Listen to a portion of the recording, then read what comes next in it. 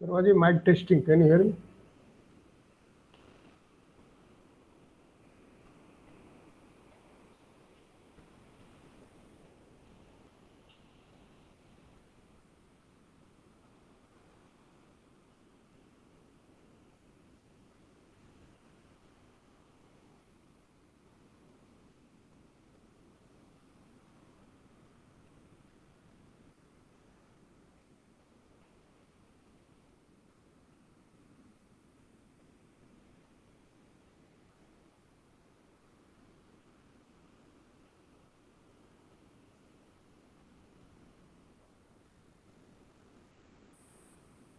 Hello sir, good morning. Morning सर्वाजी, आवाज आ रही है? हाँ, बस बराबर है। ये मेरी आवाज आ रही है सर? हाँ हाँ, लाउड एंड क्लियर। ठीक है, ठीक है सर। मैं अभी प्रेजेंटेशन चालू करता हूँ, वो वाला जो दो तीन है ना हमारे, तो हाँ हाँ बताइएगा। एक तो हाँ ये है स्कूल ऑफ मरीन वाला। हाँ जी, ठीक। सर कहाँ है ऑफिस में? अरे यहाँ है भाई, फोर्थ फ्लोर में, आपका पड़ोसी हूँ। टेस्ट ले रहा था, सब बरोबर है ना? आ रहा हूँ उधर, पहले मैं बोला गुड इधर। Morning sir. Morning morning.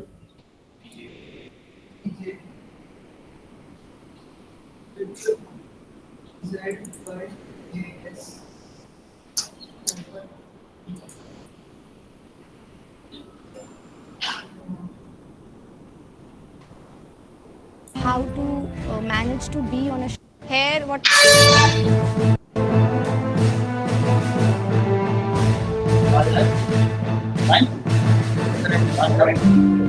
we are standing in the marine engineering workshop of Indian Maritime University Chennai campus. Here whatever we learn in the classroom we implement here. So our workshop is basically divided into a number of parts, a number of sections. Right now where we are standing, this is our machine shop. Here we have almost 20 lathe machines, out of which some are very heavy duty, and here we make many jobs. We perform grinding, we perform milling, and all sorts of things we perform here. What you were seeing here was our state-of-the-art welding machine simulator. Not only that, this is our simulation room in which, to my right, we have a vertical milling machine. And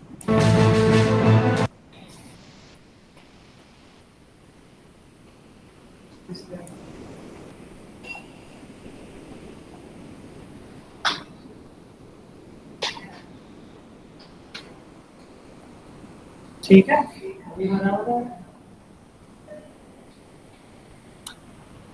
sound of करता हूँ।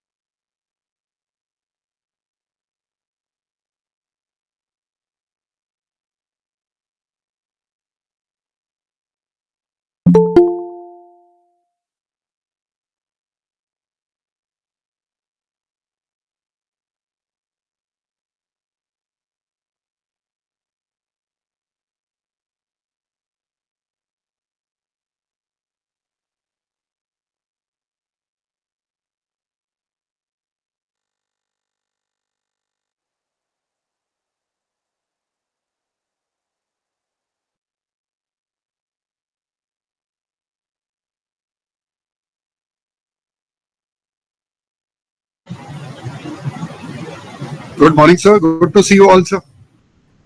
Good morning. A lot of people are waiting. Yeah, so nice and wish you all the best. Let's hope No, the best team wins. Commodore Chawla, a lot of people are waiting to be let in, including the judges.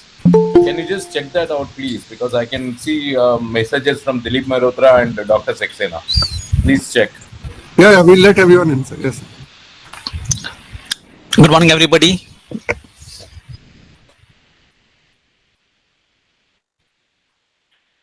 Good morning, sir. Good morning to see Vinayak, sir. Are you still in UK, sir, or back, sir? No, back, sir. I'm back.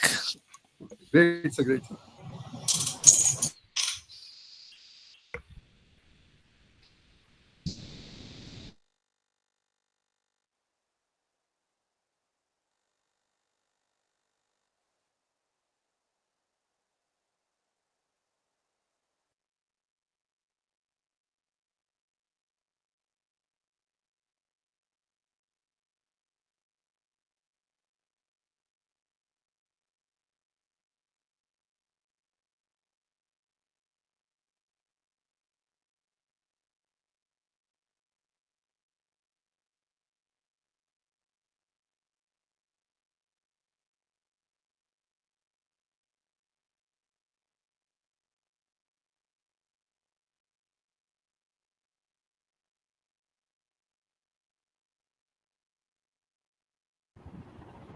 Hariram, can you please check? The judges are still saying that they are still waiting.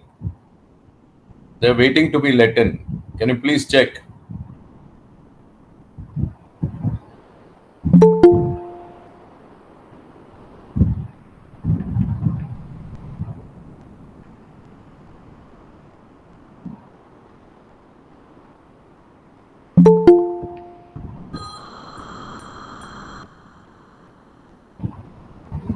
Sir, it is there.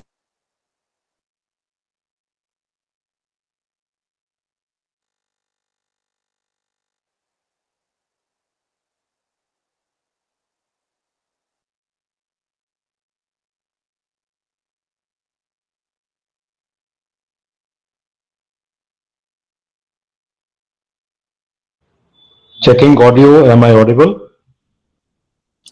Affirmative, sir. Loud and clear. Yes, loud and clear.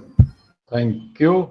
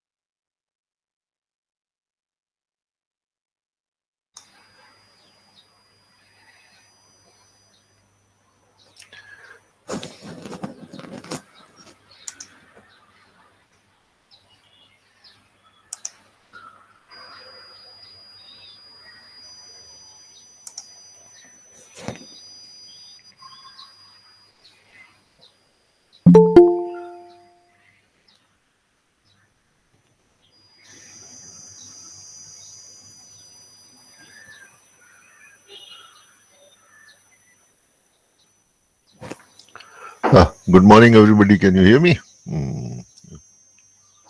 Good morning, sir. Absolutely clear. Yes, sir. Morning. Oh, so finally we are in.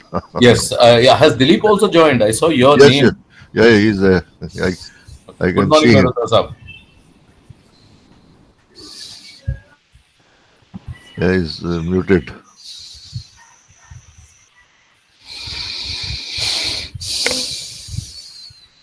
Dilip sir, you are muted.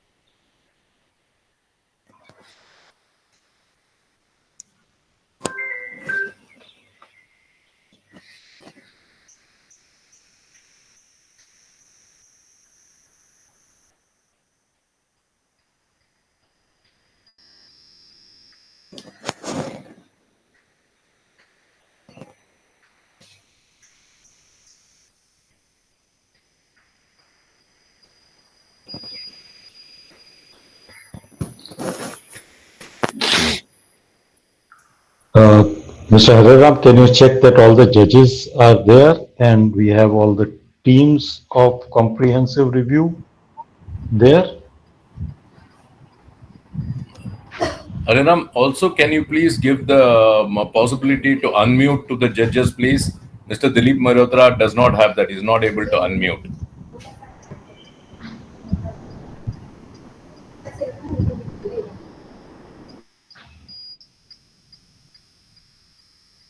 I think comprehensive review, I can see all the teams are there.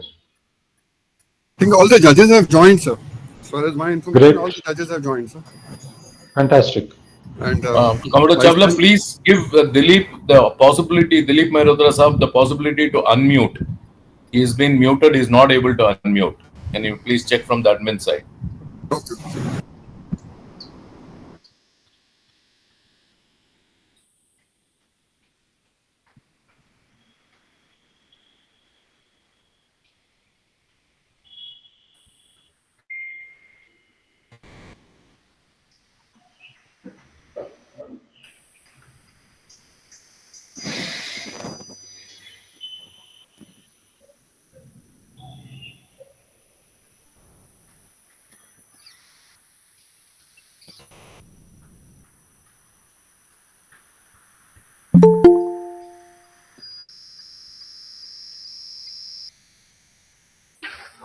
Good morning. If we are ready, then we are on time. We should start. And I would request if the MC is ready, we can. So VC ma'am will be joining, sir, in 2 minutes, sir. She's been given the time for joining, sir. Then we Okay. will. Yes, sir. Yeah.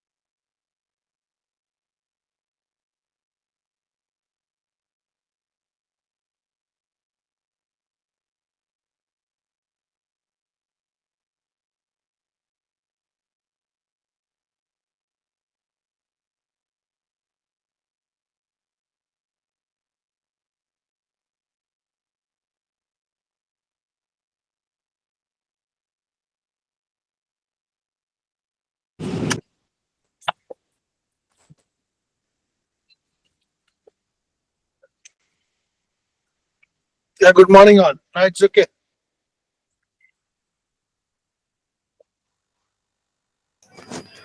Yeah, good to hear your voice. Yeah, no, it's okay. Thanks.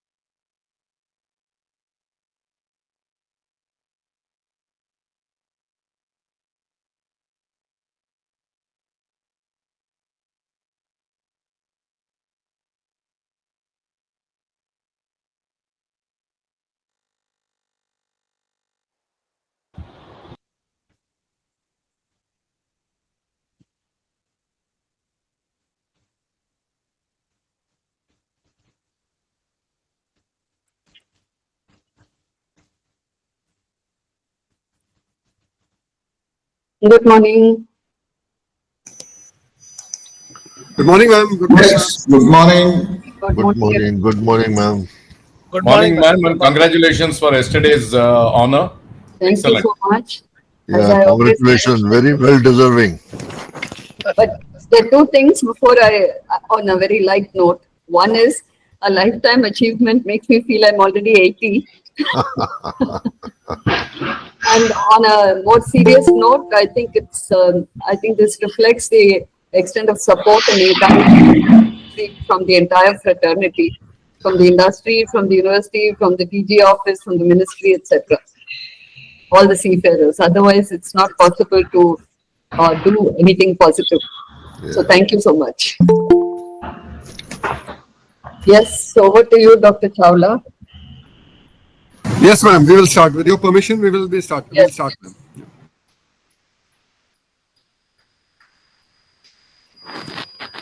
Yes, please go ahead.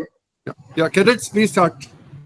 Good morning to our esteemed chief guest, Dr. Malini V. Shankar, IS retired, Vice Chancellor of Indian Maritime University, Advisory Board I Eskimo, Steering Committee, Chairman and Members, Campus Directors of IMU, Heads and Principals of Affiliated Institutes, dignitaries representing FOSMA, MASA, IMEI, DMECA, CMMI, and Lloyds, judges, guides, campus coordinators, faculties, participants, and audience. A very warm welcome to all to the grand finale of the 4th IMO mock session. The first edition of this competition was held in 2021 with all the 6 campuses of IMU participating. It was an unqualified and resounding success. In the year 2022, the competition was expanded to include the affiliated institutes of IMU. This year too, participation was open to all affiliated institutes, and their level of participation has been extremely encouraging. This event is organized in line with the country's identified requirements for training the future leaders of maritime India, particularly in matters related to the International Maritime Organization. The schedule for today's event is currently displayed on your screens. We request all participants to refer to it for an overview of the activities and timings. This competition is an excellent platform for young minds to come together and discuss pressing maritime issues. The teams participating have been divided into 4 distinct topic categories: comprehensive review of STCW convention, interplay between conventions, carbon capture and its applications, and wind propulsion, each addressing different facets of the maritime world. We now move on to the auspicious lamp lighting ceremony, a symbol of knowledge, wisdom, and the beginning of a new journey. This lamp will be marking the official commencement of iEskimo's Finals 2024. May this light guide us towards success and inspire us throughout this event.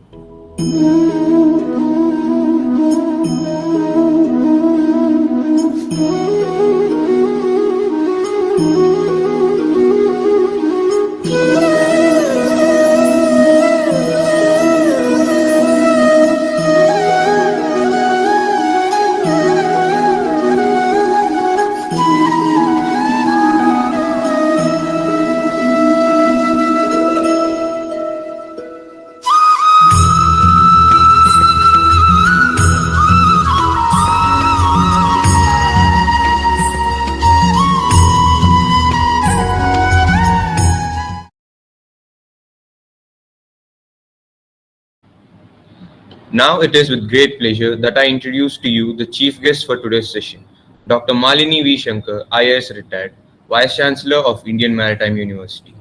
A career bureaucrat belonging to the 1984 batch of Indian Administrative Service, Dr. Malini V. Shankar has had an illustrious career spanning over 3.5 decades.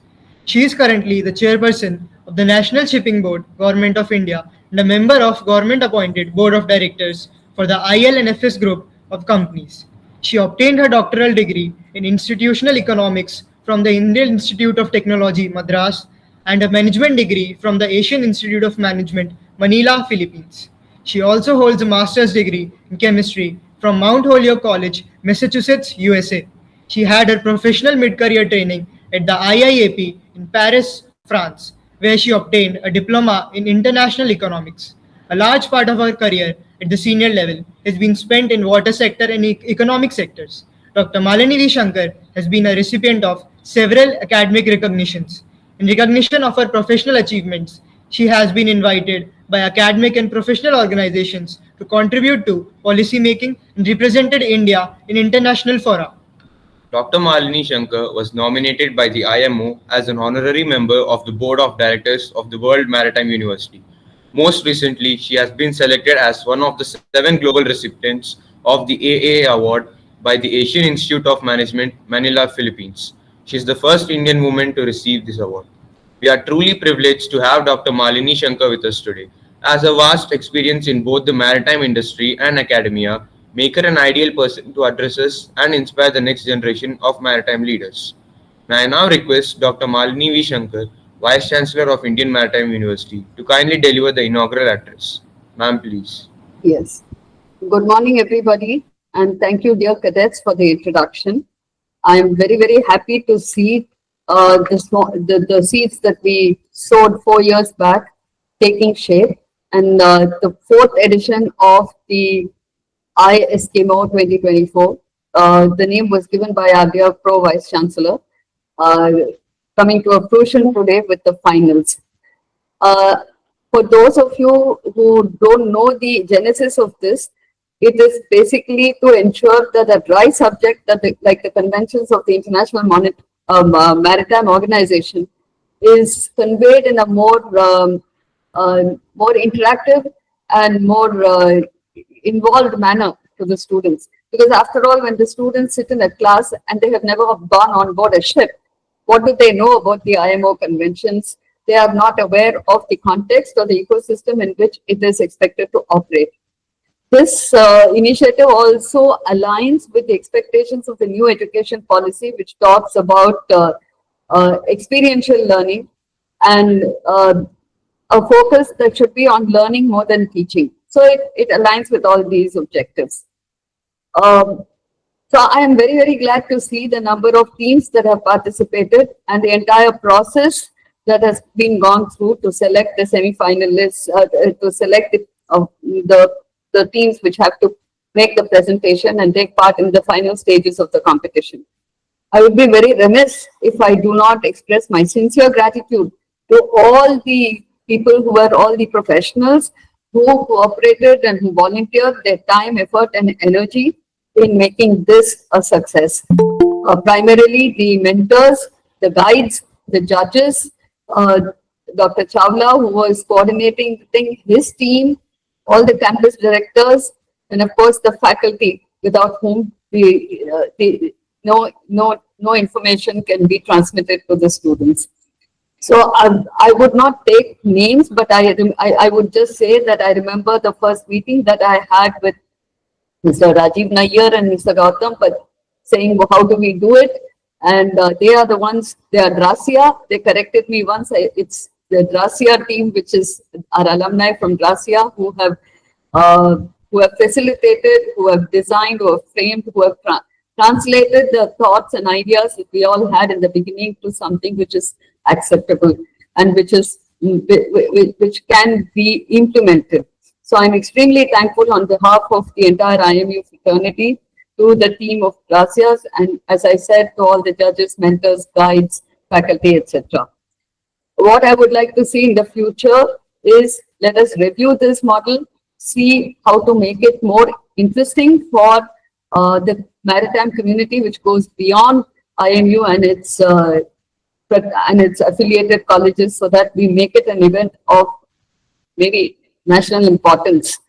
So with these few words and without much ado, I look forward to the proceedings of the final of the Eskimo. And of course, a big thanks to the cadets for putting their heart and soul and participating in this entire Eskimo 2024 exercise. And best wishes to the participating teams in the finals. And please remember, winning is not everything. It is taking part in the race. Destination is not the most important. The path and the voyage is equally very enjoyable and a learning experience. Thank you so much. Wish you the very best. Thank you, ma'am. This event could not have come to life without the dedicated efforts of a distinguished organizing committee who have been instrumental in organizing this competition. Now I would like to introduce you to the chair for today's session. Mr. Rajiv Nair, President IMEA. So Rajiv conceptualized this event from scratch in 2021. After 27 years in shipping in various capacities afloat and ashore, he moved to the oil industry where he was CEO of SR Oilfield Services India. Since his separation from SR in November 2022, Sir Rajiv has been a maritime consultant and is in great demand. He has been a part of numerous Indian delegations to the IMO and is actively involved with STCW code as part of the team which works on various aspects of the HTW subcommittee of IMO. I now call upon Mr. Rajiv Nair, Chief Architect of this project, to explain the methodology of today's session to all the participants and judges. Sir, please.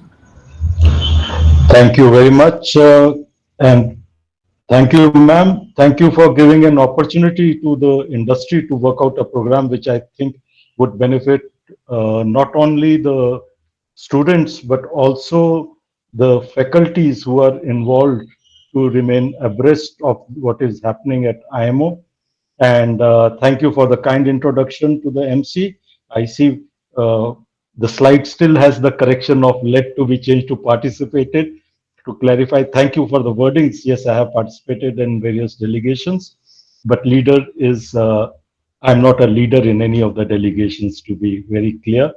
I think, of course, thanks a lot to the organizing committee, judges, all the guides, all the people who have put in a lot of effort, and of course the cadets. And I will now, with the chair, Dr. Malini Shankar's permission and the judges' permission, put on my hat as the chair of the session. I see Dr. Malini Shankar nodding. Thank you, ma'am. Judges, we are okay to start, and I'll give a brief introduction and then I start the session. Yeah, please. Thank you, sir. Yeah, please go ahead.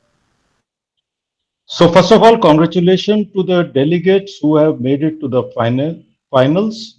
The first one we are picking up in comprehensive review, and you have 4 teams. Now, this is now what my suggestions and instructions are to the 4 teams who are going to take part in session 1. Transform yourself into now the hall of IMO. You are the 4 member states, or if any of you is an NGO or a specialized organization, who are sitting down there to present your views to the chair. That's me. I am no longer Rajiv Nair, I am the chair. You are no longer XYZ. You are representatives authorized by your flag state or your organization to be speaking on their behalf and presenting your views. So let us do this transformation mentally and also in your approach, because you have a very limited time now to put your views across. You could decide how you want to spend your time. You could be simply addressing good morning chair, good morning fellow delegates, and start out with the session, or you could get into detailed introductions and all. I leave it to you, but all you have is 3 minutes. 3 minutes into put your proposal forward and what do you want the committee to do. Today, we are going to ask only of these 2 things, and your crispness, your clarity of thought, your showing that you are very clear on what you are looking for and have thought about it deeply is what the judges will be evaluating. And how you present it, to facilitate, help you, we are allowing you to do a presentation. It could just be 2 slides, 1 slide on your proposal, 1 slide on your action requested of the committee. You could, if space doesn't make it suitable, you could extend it to one slide. But that's the limit for you. 4 slides. This is what you have now in the time going forward. And there will be you have progressed. You first submitted your papers, you reviewed your papers, gave a final version, you got marked on that. Basis that you moved into the semi-finals. You have had the chance to discuss your papers through presentations in semi-finals, interact with each other in semi-finals, and now you are in the finals. So now no more interactions. All you'll be doing is presenting your point of view and what you want the committee to do. And that is what the judges will be marking you on. So I hope this gives you clarity on your role for the next, right now for the comprehensive review teams for the next 20 odd minutes or so. And once your session is over, that means the fourth team has also presented its views on the screen and through their speaking mechanism. I will be taking a short minute break of 5 minutes for the judges to decide on their evaluation and pass on the result to the organizing committee. All consolidated results will be given at the end of all the 4 sessions. And the order in which we call your team is purely based on alphabetical. It has no reference to your ranking as per your previous efforts in the session so far. So our key thing is also transparency, and that is how your marking will be done. So I hope I have made the mechanism clear, and I would open the floor for a minute to see if any of the teams or anybody requires any clarification on the way going forward, after which I'll be starting this session. If anybody has any query right now, please do raise your hand and we will address that before we start. Because once we start with the flow, we are not going to stop in between except for the 5-minute breaks for the judges to finalize their results.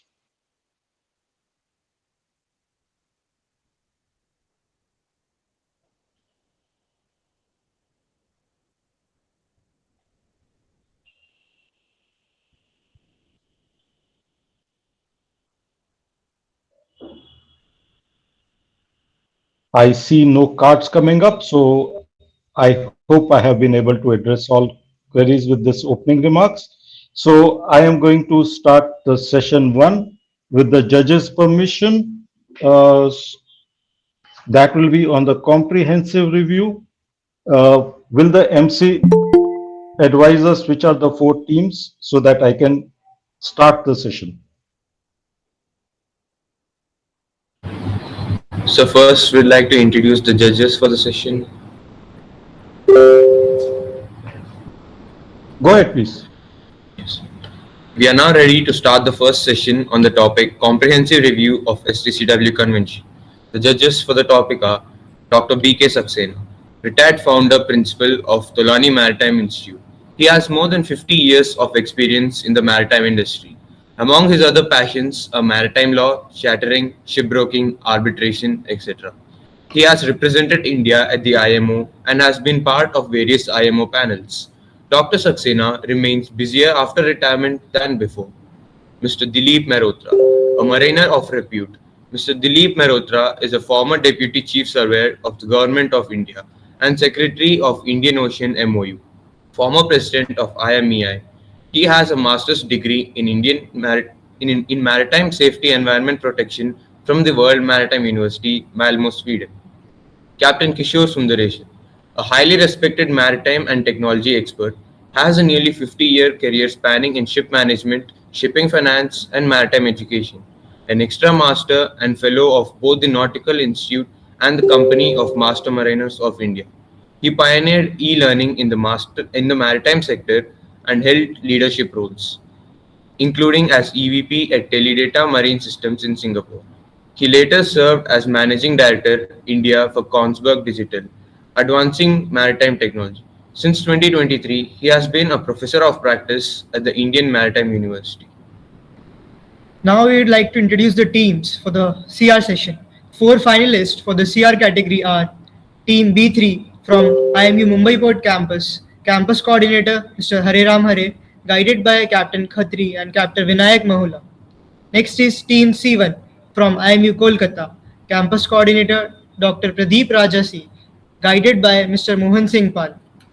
Next is Team D2 from IMU Kochi Campus, Campus Coordinator Ms. Shabnam Parveen, guided by Mr. David Birwankar and Mr. Poras Dalal. The last, Team E4 from Anglo-Eastern Maritime Academy, Campus Coordinator Mr. Anil Sharma, guided by Captain Khatri and Captain Vinayak Mahula. Now we hand over to Mr. Rajiv Nair to conduct the session forward. Thank you. Thank you very much. So with judges' permission, can I proceed? Please, Please, Rajesh. Yes, please. Okay, thank you very much. We now start session 1. So session 1 commences now. Team B3, are you ready with your presentation and introduction of your paper? Yes, we are ready. Yes, sir, we are ready. Please go ahead. The floor is yours.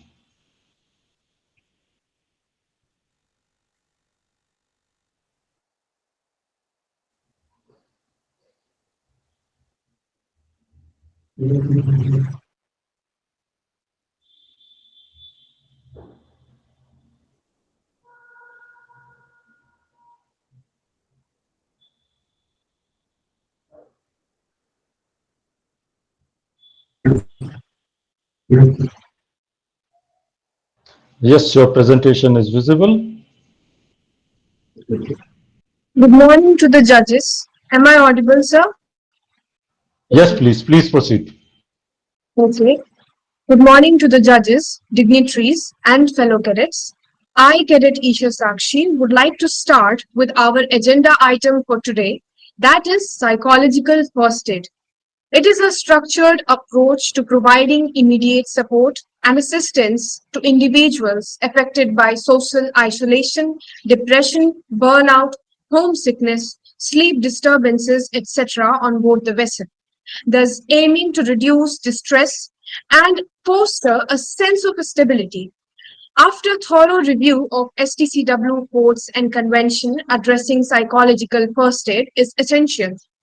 It is crucial to implement anonymous reporting mechanisms and cultivate an environment where crew members feel empowered to voice their opinion without fear of hierarchy. Now, Good morning, everyone. I, Cadet Kashish Sharma, would like to continue further with the strategic solutions that we'd like to propose. The first one being the revision in the Personal Safety and Social Responsibilities course, that is the PSSR.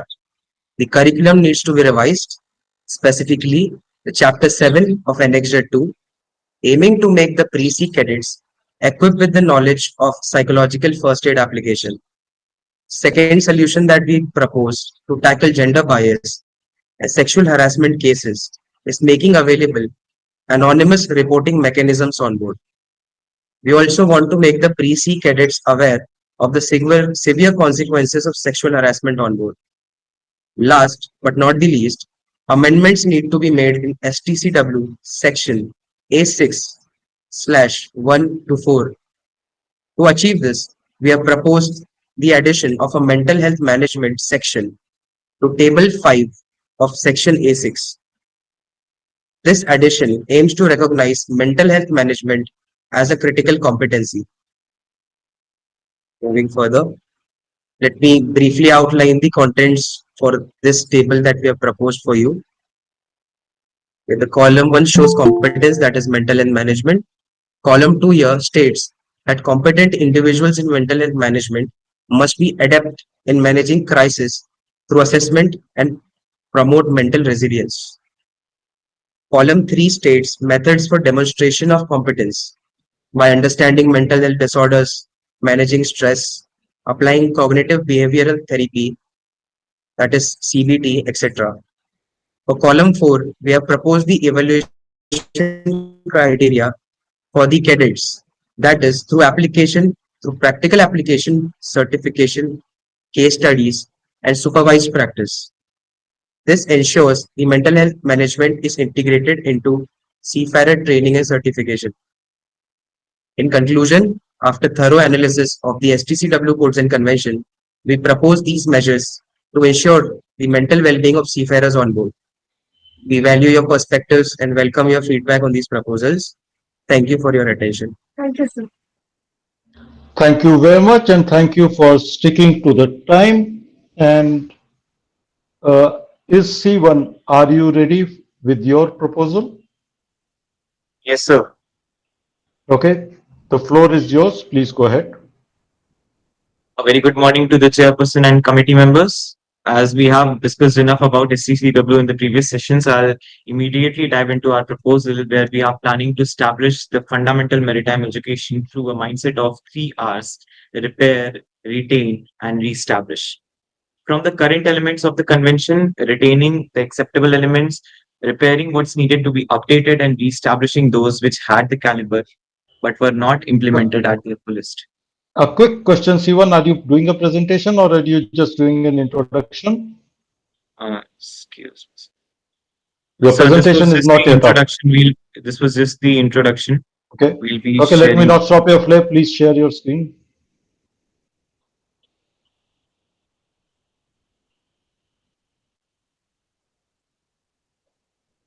So I'm unable to share. I don't know why. Okay, if you are going to take time to solve your technical glitch, I can invite D2 to come in between while you solve your issue.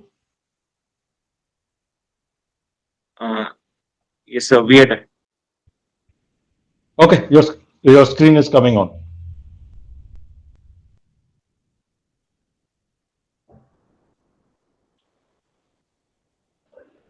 So yeah, so I'll directly jump into the proposal. Go So our big idea starts with the Global Maritime Internship Network, where we'll be promoting diversity while training, preparing for the change of culture which they'll be experiencing on board.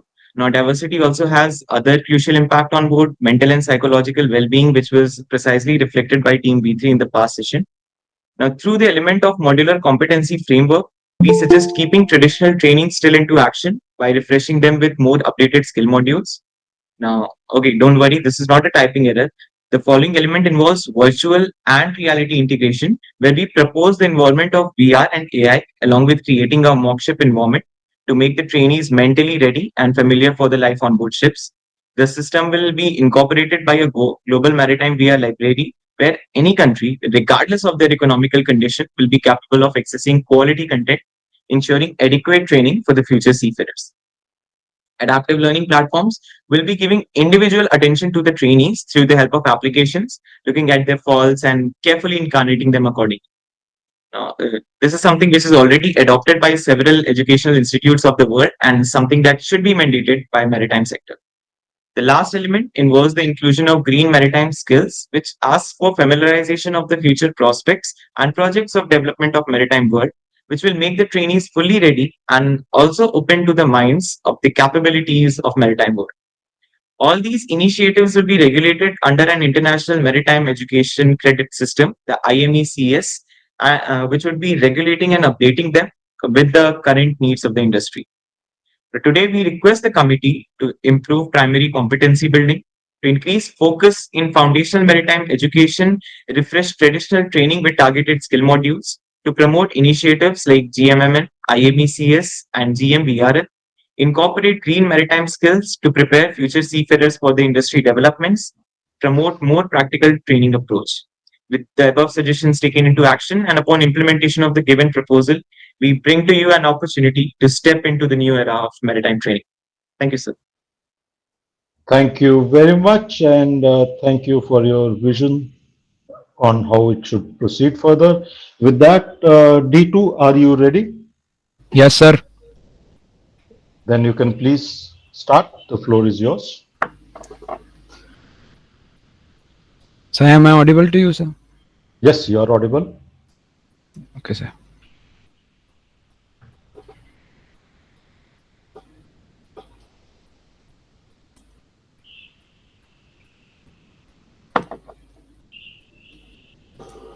So, good morning all. Thank you the chairperson and the respected judges. Today, being a delegate of team D2, I am here to propose my topic AGI in the maritime watchkeeping techniques. So the key proposals of the paper are integration of artificial general intelligence, aka AGI. AGI is different from narrow and weak AI, and it has the potential to dramatically improve the situational awareness. Moving further is the potential of AGI in the maritime operation. AGI in maritime operation can improve the situational awareness, optimize the navigation, and support the decision-making process. Next is a collaborative human AGI model. It will lead to fundamental significance of human experience and maritime knowledge. AGI's data processing and optimization abilities are to be steered by deep human guidance and control. Next is the pre-sea training enhancement. In this, the AI-driven models will be there for the training of the cadets, and the last one is the virtual watchkeeping system deployment. So moving further are the recommended actions for the committee. First one is the development of a regulatory framework that addresses AGI in the maritime operations.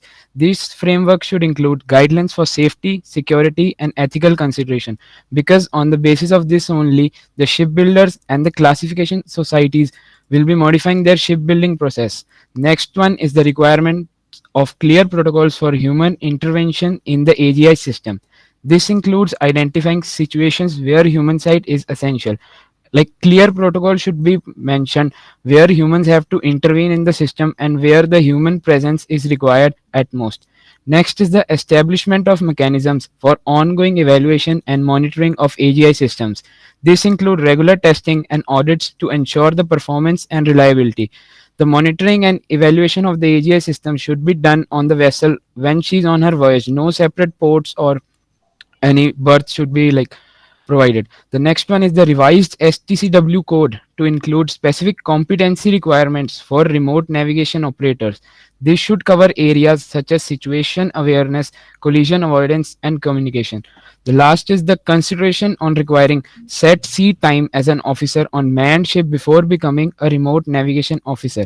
This ensures understanding of real world dynamic, as this will give the navigator an experience of all the things that could have happened on a normally operated vessel. So with this we conclude our paper. Thank you. Thank you very much, and thank you for being on time. And yes, we look forward to receiving proposals on these topics in the future sessions so that the structures could be developed, recognizing the need for these. Thank you very much. And thank you, E4, are you ready? Yes, sir. Please go ahead. The floor is yours. Is my screen visible? It is coming on. Yes, it is visible. Go ahead. Thank you, sir. Today, I, Chaitanya Sarunke. Good morning to one and all present here. Today, I, Chaitanya Sarunke, will be giving a presentation on the topic comprehensive review of STCW Convention and Code on focusing on the approaches to counter fraudulent certification activities. There are certain gaps in the current STCW Convention of Code which are being exploited through fraudulent practices. These include falsification of documents through alteration or forgery, as well as issuing authentic certificates due to improper or insufficient verification. From the company's end, hiring unqualified seafarers for cost-cutting measures, as well as from rogue elements in the administration through bribery and corruption. There is a compelling need to address this important issue. The methodology which we're proposing to counter this is, first, strengthening the certification process through e-learning modules which will be hosted on administration website. capturing digital attendance through facial recognition camera at the offline institution, conduction of exit exam digitally through verified centers using AI proctoring. Second, medical fitness test. These tests should be conducted at early stages and mandatorily through administration approved medical practitioners, which will verify the two reports to ensure their authenticity. Third is the accounts of sea times which are currently recorded using CDC after a stamp from the master of the vessel. We propose a system which will use facial recognition camera, GPS, and MMSI number to make a sign-on and sign-off entry of the seafarer digitally under the guidance of the master. The technology which we are proposing is International Database of Seafarers, which is a database that will contain information pertaining to the seafarer, which will be acquired using biometrics, CDC, and passport of the seafarer. It will also assign a unique IDS number to the seafarer. Next is a universal digital certificate locker, which is a digital locker which will store all the certificates of the seafarer. The certificates can be uploaded in the locker only by the administration after careful evaluation. This locker will be directly linked to the IDS. Blockchain is a current technology which can be used to implement IDS as well as UDCL. Then we have QR codes for verification. These codes will be present on the certificates, which upon scanning will redirect them to the UDCL account of the seafarer. This will enable instant verification. All of this should be done by a centralized system or singular government agency, which can incorporate their own security system. Due to this, there will be uniform certification system as well as they can have a check on the certificates being issued. The actions which we are requesting from the committee is, at this stage, suitable enabling stipulations may be considered for incorporation in the mandatory provisions of Code A of the Convention, while providing the necessary flexibility to the member states of IMO to implement Code A as per guidelines in Code B. At this stage, centralized system certification process, stringent medical test, and QR codes for verification can be implemented, while allowing time to development of international database of seafarers, universal digital certificate locker, and digitized accounts of sea time to allow to overcome the challenges of varying culture and economic difference in the current UN system. Thank you. Thank you very much, and E4, and thank you for this vision on how digitalization can support removing the fraudulent practices. Thank you for these visions. Do the judges have any questions of the candidates before we knock off for the 5 minute in which you could do any marking? Is there anything the judges would like, any clarification from any team at this stage, sir? Not from me. Yeah, not. There's no questions, Rajiv. Okay. No questions. Thank you, ma'am. Also, Rajiv. Thank you very much, judges. I would say that the teams have done well. The judges are quite satisfied with what you have presented. They do not require any clarification at this stage. So we will now take a 5 minute break while the judges will consult among themselves, and I wish all the four teams all the best. We would have answers for you as to your positions at the end of all the sessions. So we will get back at 9:58 sharp. Give a couple of minutes so that 10 o'clock we are able to start with the next session, which is scheduled to be on the interplay between conventions, that is primarily Hong Kong Convention of Recycling and the Basel Convention. And see you back at 9:58. Thank you very much.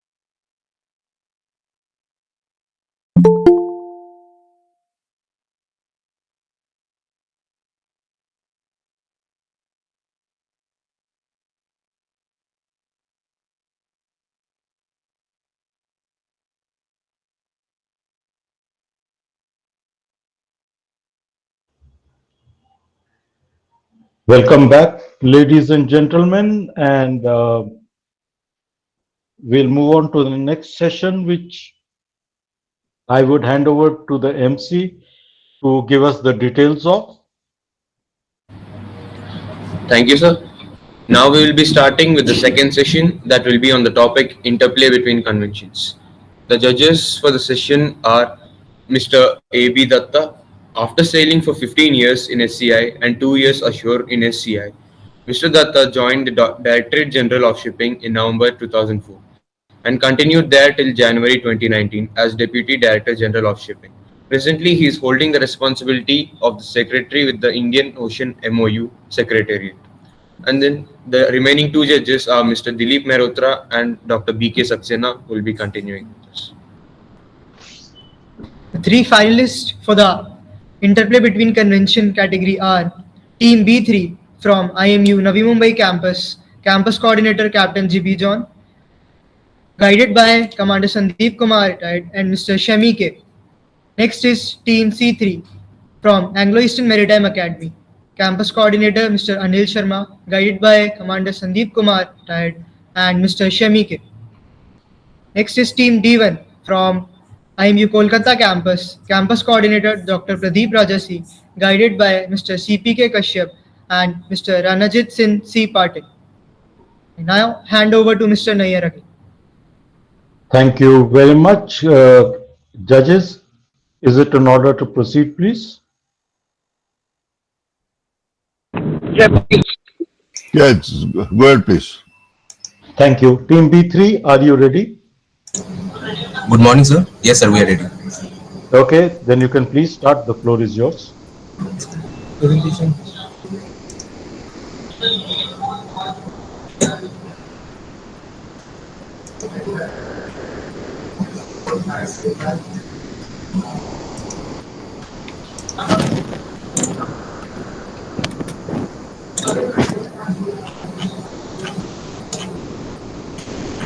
Your presentation is visible. Please go ahead.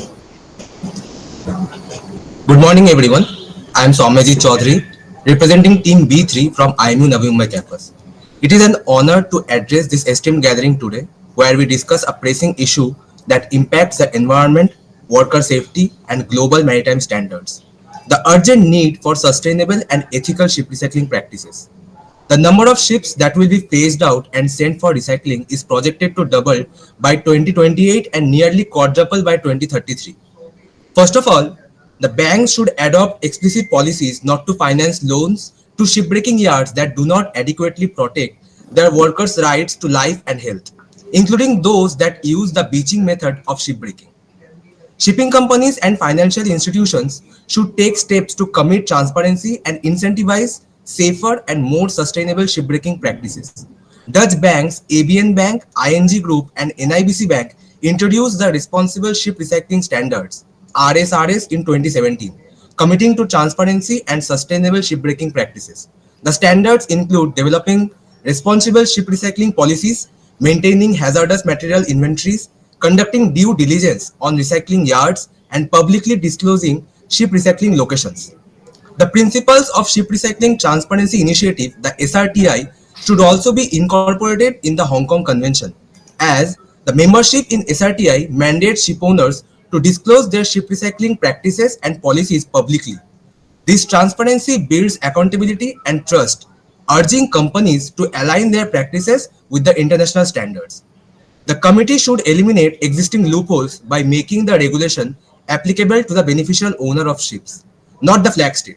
If the ship is sold, the regulation should remain applicable to the previous owner for no less than 2 years from the date of sale, thus discouraging the use of cash buyers to avoid liability. Moreover, a downstream inspection authority is crucial for ensuring compliance with international conventions, safety and environmental standards, deterring malpractice, and enhancing ship recycling practices credibility with the International Maritime Organization. Now, I would like to call upon this committee to take a decisive steps.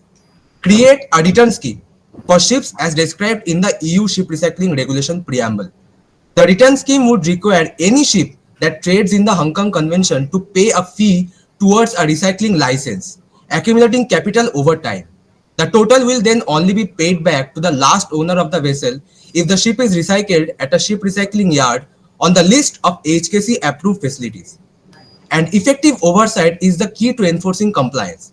Regular monitoring of certification procedures, particularly in major shipbreaking destinations, must be accompanied by penalties for non-compliance. Additionally, full public access to audit reports on the implementation of IMU instruments will foster greater transparency and accountability. Each time a ship is transported to a beaching yard and occupational health and safety regulations are not fulfilled, cash buyers utilize sanctioned flag states at the end of life stage, determine limitations and standards in close coordination with the UN divisions for oceans and the law of the sea to guarantee that a ship's genuine link to its flag state is significant to prevent cash buyers from using flag of convenience. Together, we can pave the way for a safer, greener, and more equitable shipbreaking industry. Let us commit to turning these proposals into action. Thank you very much.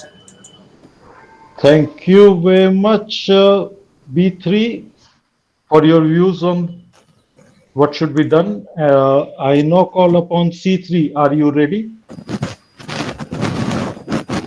Dr. Yes. Saxena, sir, your mic is unmuted, sir. Thank you, sir. C3, you are ready? Yes, sir. Is our screen visible, Please sir? go ahead. Your screen is coming on. Yes, visible. Please go ahead. Okay. Good morning to the chairperson and all my fellow delegates. Today, I'll be giving you our proposals on the interplay between conventions. Our team C3 will be giving you the perspective of a developing country. Jumping to our first proposal. Our proposal aims at removing the legal ambiguity in the application of the two conventions that are present today. The unintended legal barriers not only affects the business, but also the lives of millions of people who are dependent on the recycling industry. Therefore, it is our first proposal that a state that is party to both the conventions will apply only the Hong Kong Convention's requirements with respect to the ship and the recycling facility. Article 11 of the Basel Convention allows for this precedence of the Hong Kong Convention to take place, given an equivalent level of control measures can be proved. In the recent years, significant strides have been made by the recycling yards in the developing countries to make their processes more safer and environmentally sound, and this should give us the confidence that an equivalent level of control is maintained. Also, we would like to highlight a positive outcome of the 82nd conference of the MEPC, where a provisional approval for a stated proposal was given. To make this even more robust, we would request the IMO to work alongside with the Basel Secretariat to iron out these inconsistencies. Moving on to our second proposal, which deals with the flag of convenience being used as a means to evade the requirements under the Hong Kong Convention. To address this, we urge the states present to ratify this Hong Kong Convention on a wider level. This will help in providing for a level playing field in the industry. I would also like to take the opportunity to appreciate the effort put in by IMO, along with the government of Norway in the Sensrec project, which has enhanced the capacity of Bangladesh in improving their recycling facility and has guided them to accede to the Hong Kong Convention. Therefore, we propose that similar collaborative projects be introduced, requiring participation from a developed country with having a high ownership in ship, having a high share in ship ownership. For the investment of setting up such projects into place, we would propose setting up of a global fund based on the polluter pays principle. The funding from this will be financed through taking out a deposit from the new ship's purchase price. Our fourth proposal is about creating a digital module specific to ship recycling to be integrated with the IMO's GISIS platform. This will help sharing data and information about the industry. Coming to a last proposal, which aims at strengthening the requirements and of the Hong Kong Convention in the long term. However, this must be done in a phased manner, seeking consensus from all. Under this, we propose creation of centralized waste management facilities globally that will help in managing the downstream processing of the downstream management of waste, hazardous waste such as PCBs and POPs. This will address the current gaps present in the recycling of the recycling yards in the developing countries to manage such hazardous waste.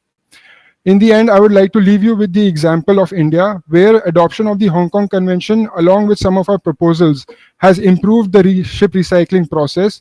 It has been improved in the domains of safety, worker welfare, as well as technological advancements. To conclude, I would like to state that there is a need to maintain a delicate balance between the environmental need and the operational capability of the recycling yards in the developing countries. Because in the end, they provide us the solution to cater to a growing demand of recycling in the of the aging global ship fleet. Therefore, we request the committee to consider our proposals for a smooth implementation of the Hong Kong Convention coming into force next year. Thank you. Thank you very much, and thank you for bringing in the perspective from the eyes of a developing country. D1, are you ready?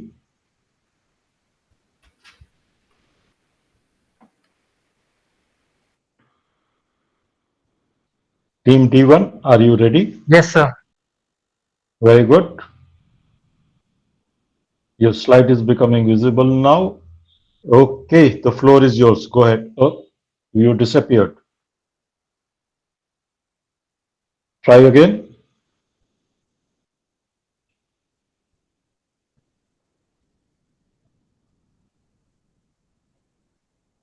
D1, can you hear me? Sir, is the presentation visible? Not yet. It came and then it went. Can you retry?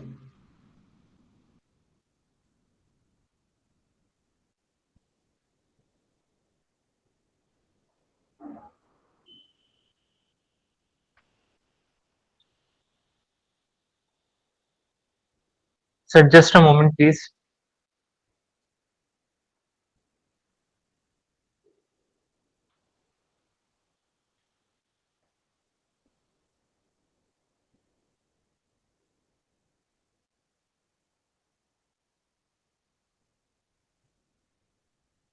So we are facing a problem. Yes, your slide has just become visible. Are you ready to proceed? Your audio is poor. I suggest you switch off your video. I think you're having connectivity, not very good connectivity. Can you switch off your video and then try your audio? Yes, sir. Go ahead. Sir, is it You're audible now? It is audible now. Please proceed. Good morning, respected chairperson, judges, and distinguished guests present here. We, the cadets of IMU Kolkata, team IBD1, hereby present to you recommended actions to the committee regarding the Hong Kong Convention. As discussed in the previous session, we would like to recommend actions to be taken on our proposal to the committee by taking into consideration the concerns raised by the delegations present here. Our first proposal was the hybrid consent method, which was raised due to the loophole of flag of convenience in Hong Kong Convention consent method. We have seen the devastation on FOC ships caused by the Houthi rebels. Please note, not a single non-FOC vessel was targeted. This highlights the need for consent procedure that promotes ease but prevents exploitation. Thus, the actions we recommend are accountability for last voyage flagging. Those vessels that have reflagged to FOC in the last few voyages need to held accountable and punished to discourage FOC abuse. We should adopt a pre-scrapping notification process like the Basel Convention minus the explicit consent. We should also prohibit non-HKC compliant facilities from recycling ships to prevent their exploitation. These actions will make sure that the ease to obtain consent remains preserved while addressing the loopholes. Our second proposal is leveraging R&D of our nation, which was raised due to the concern that the majority stakeholder nations like India and Bangladesh do not have HKC compliant recycling facilities. To tackle this, we recommend that by collaborating with developed nations that pledge financial responsibility along with our R&D, we can establish HKC facilities. This is with reference to the affirmative response of developed nations in the previous session. This will result in developing nations being able to tap into business that was due to non-SEC in services and capital, helping nations with garner a larger share in ship recycling, as well as avail profits and incentives of their contribution. The key proposals realize this resolution as the HKC leaves the up to the expression of the flagship and result into a development employed sanctions. This highlights the need for a neutral, centralized body for dispute resolution. We propose to adopt Basel's implementation and compliance commission model wherein disputes unresolved are allowed to be escalated to the International Tribunal for and the International Court of Justice. As the ratifying countries and stakeholders.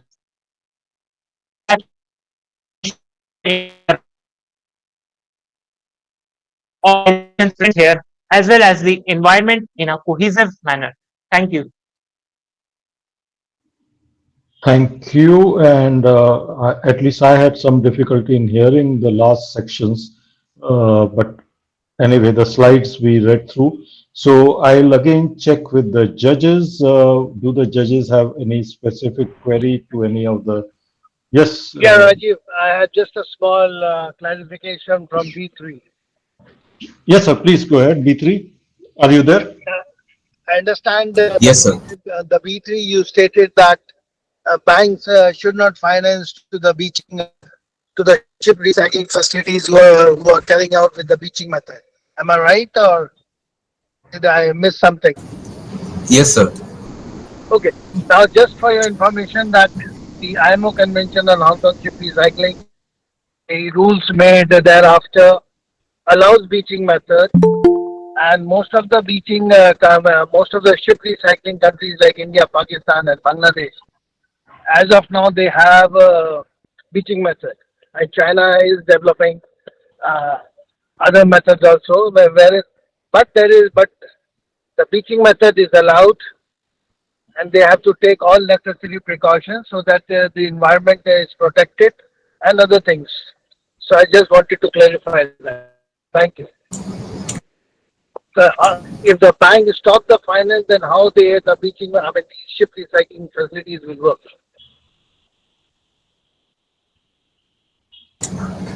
Hello. B3, would you like to respond, please? Yes, sir. Yes, sir. So first of all, the beaching method is very hazardous to the environment, according to many researches that are seen, and it is very dangerous to workers also. So if the bank stops giving funds to the shipping yards, so they have to revise the policies of ship recycling in beaching method. So the beaching method should be removed completely from the convention, so that the environmental is not damaged, and more of all the toxic chemicals and polluters are dumped straight into sand and sea, while gases, dangerous particles pollute the air. So we have to control that beaching method so that the ship recycling done sustainably. Thank you, B3. And as a developed country, we appreciate that that is your viewpoint. However, as stated by Mr. Mehrotra, most of the recycling is taking place in developing countries. So, yes, understood where, as a developed nation, you are coming from. And I am also similarly very sure that open registries would also have some views on the comments with respect to flags of convenience. The open registries also would similarly have some views on that. Any other questions, sir, from the judges? No, thank you, Raj. Thanks. No, nothing. The same point. Right, sir. Thank you. So we will just break now, which will include the 5-minute break for the judges to do the markings. But the next session would start at 10:28 with introductions, so that we have the session commencing at 10:30 sharp. So you see you after 10 minutes at 10:28. Thank you very much.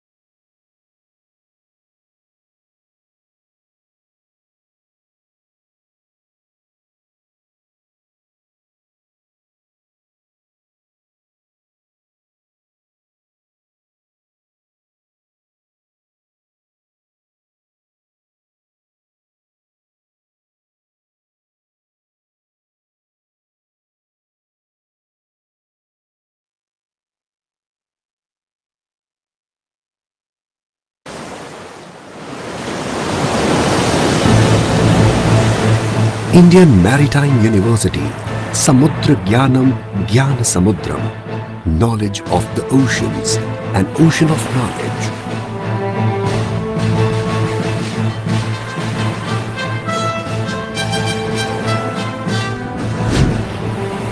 Bharat, a nation with a rich maritime heritage, has always embraced the sea as a vital part of its identity.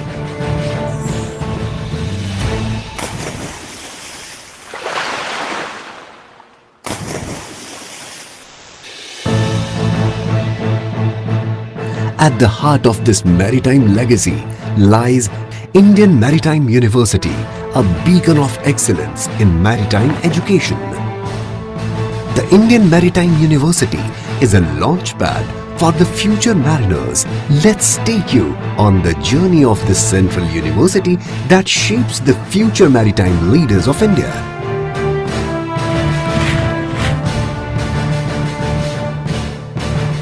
At IMU, academic excellence is the cornerstone. Our world-class faculty and state-of-the-art facilities provide students with unparalleled opportunities for hands-on learning.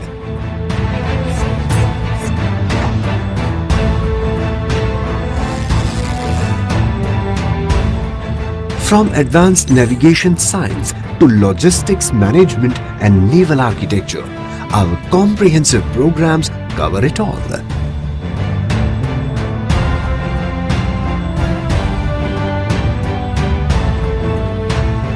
IMU's commitment to research and innovation is unwavering.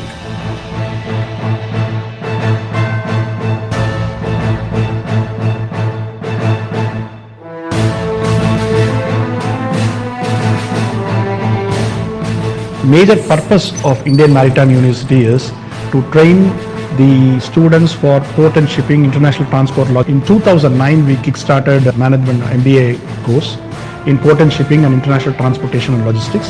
And these two courses are very premium course. And we also started a BBA logistics retail e-commerce in 2017.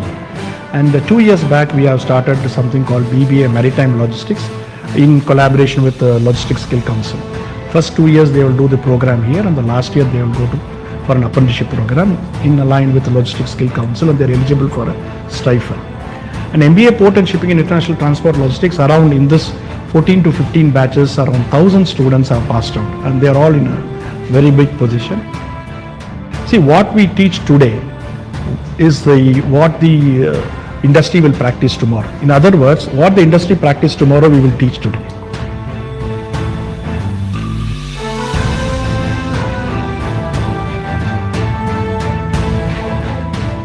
We have the state-of-art marine engineering lab workshop in our campus, including engine room simulator program.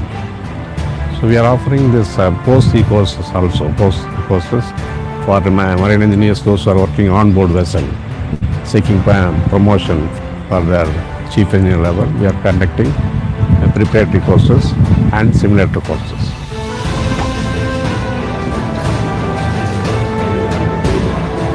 There is plenty of opportunities with respect to electrical, integrating to the marine, also for the lady cadets who are involved in this maritime stream. Day by day, the number of girls entering to this stream is very appealing, and also government is encouraging the lady cadets, empowering the women and other things. So with respect to the placement opportunities, it is very flourishing for the lady cadets. IMU's international outlook sets it apart. We welcome students from all corners of the globe, fostering a diverse and inclusive community. Through strategic collaborations with maritime institutions worldwide, our students gain a global perspective.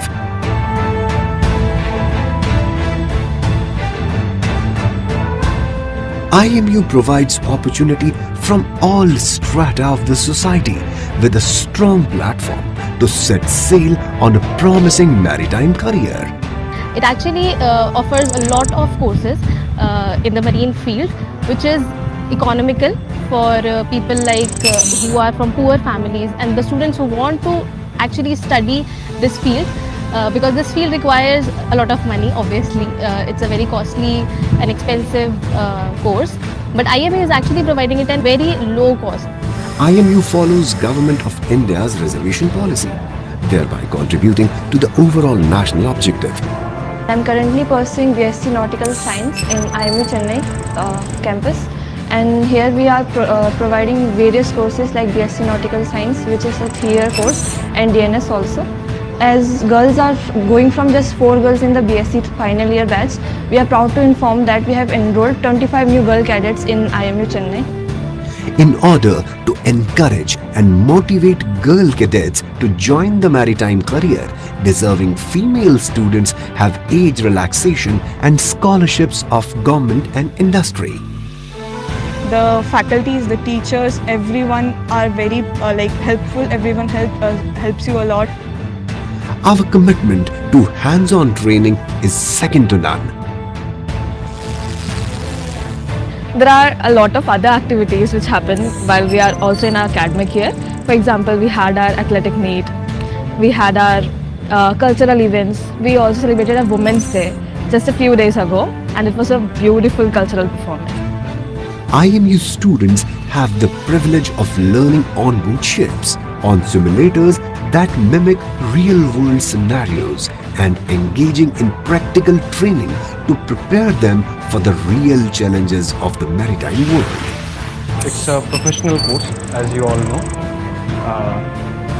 In the 3 years, you learn a lot about maritime domain and operations, ship operations, ship maneuvering. I'm currently pursuing second semester, which is really going good, and I got placed in Synergy. And then I'll be within 2 months I'll give my exam, then I'll join on board. I'm from DNS. DNS is a 1-year course which focuses more on the practical aspects of this nautical science. In this course, we get more on the practical aspects like navigating and chart work. We also get more to know more about the shipping knowledge in a less period of time, less than BSc takes. It's only a course which. Thank you very much, though it was interesting to watch what is happening.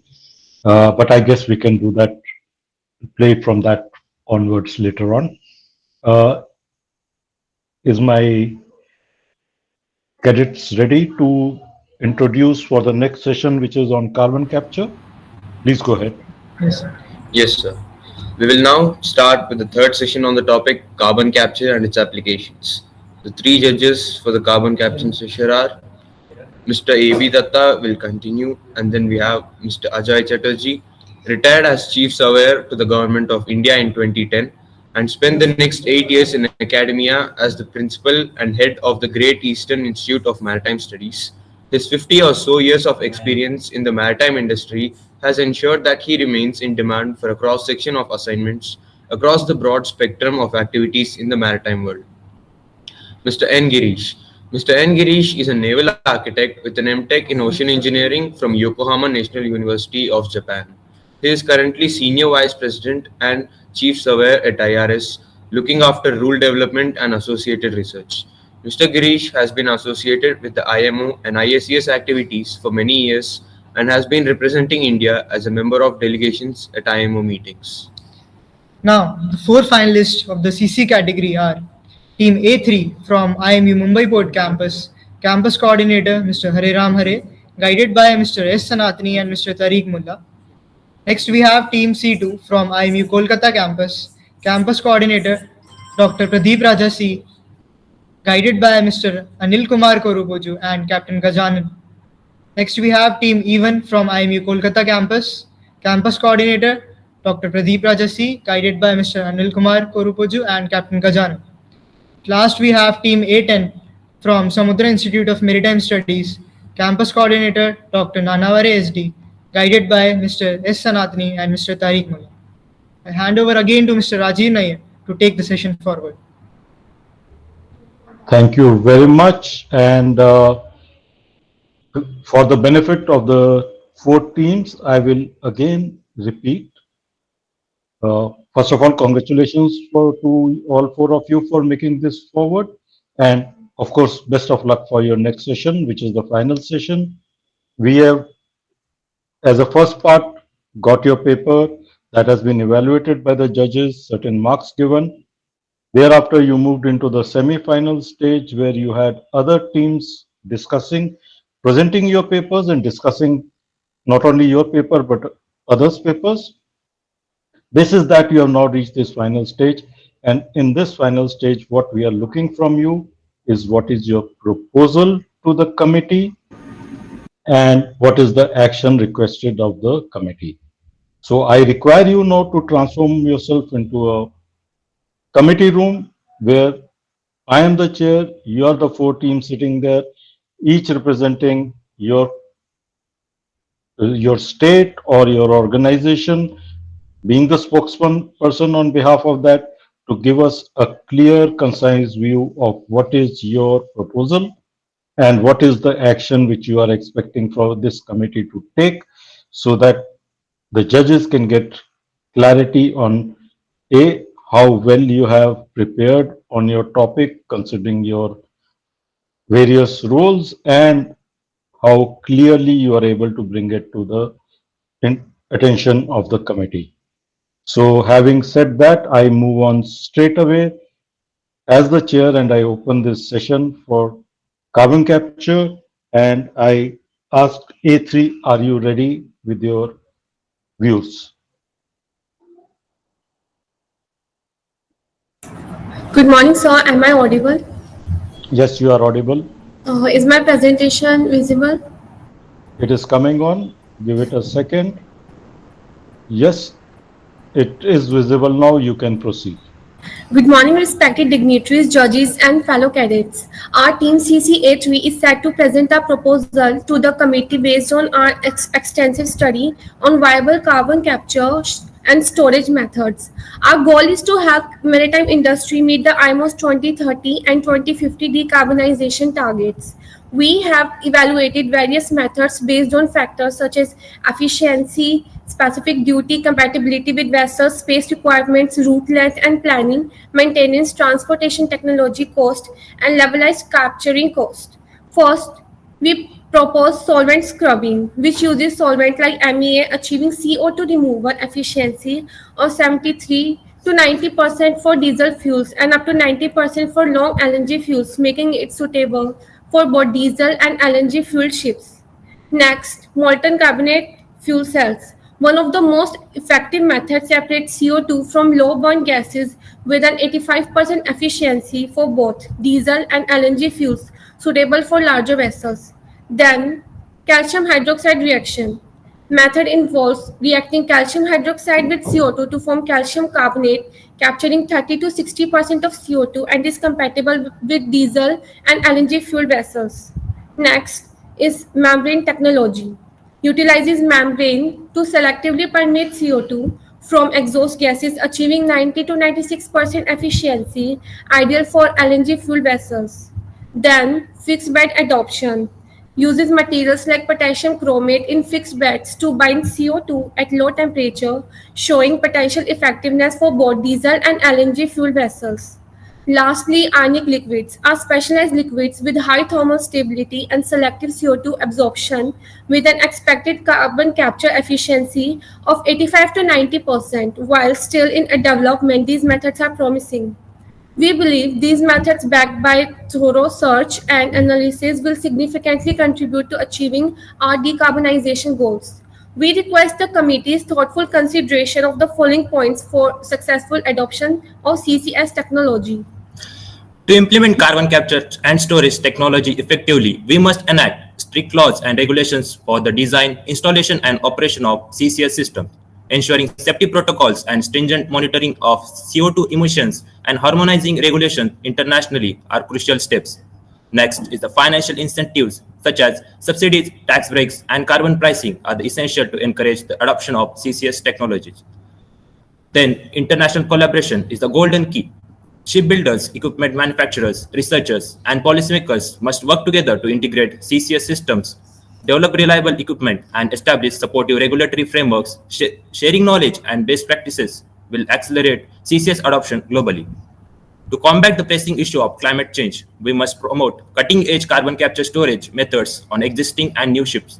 This includes solvent scrubbing, molten carbonate fuel cells, calcium hydroxide reactions, membrane technology, fixed bed adsorption, and ionic liquids.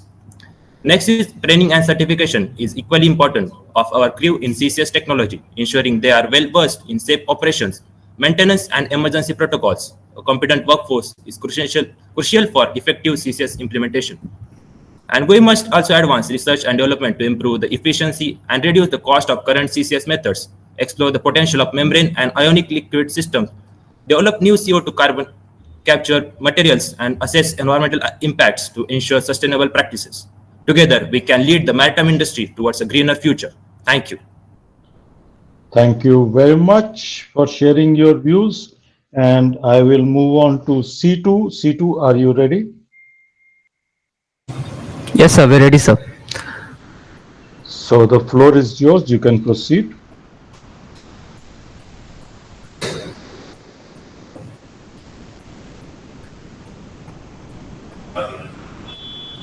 Go ahead, C2.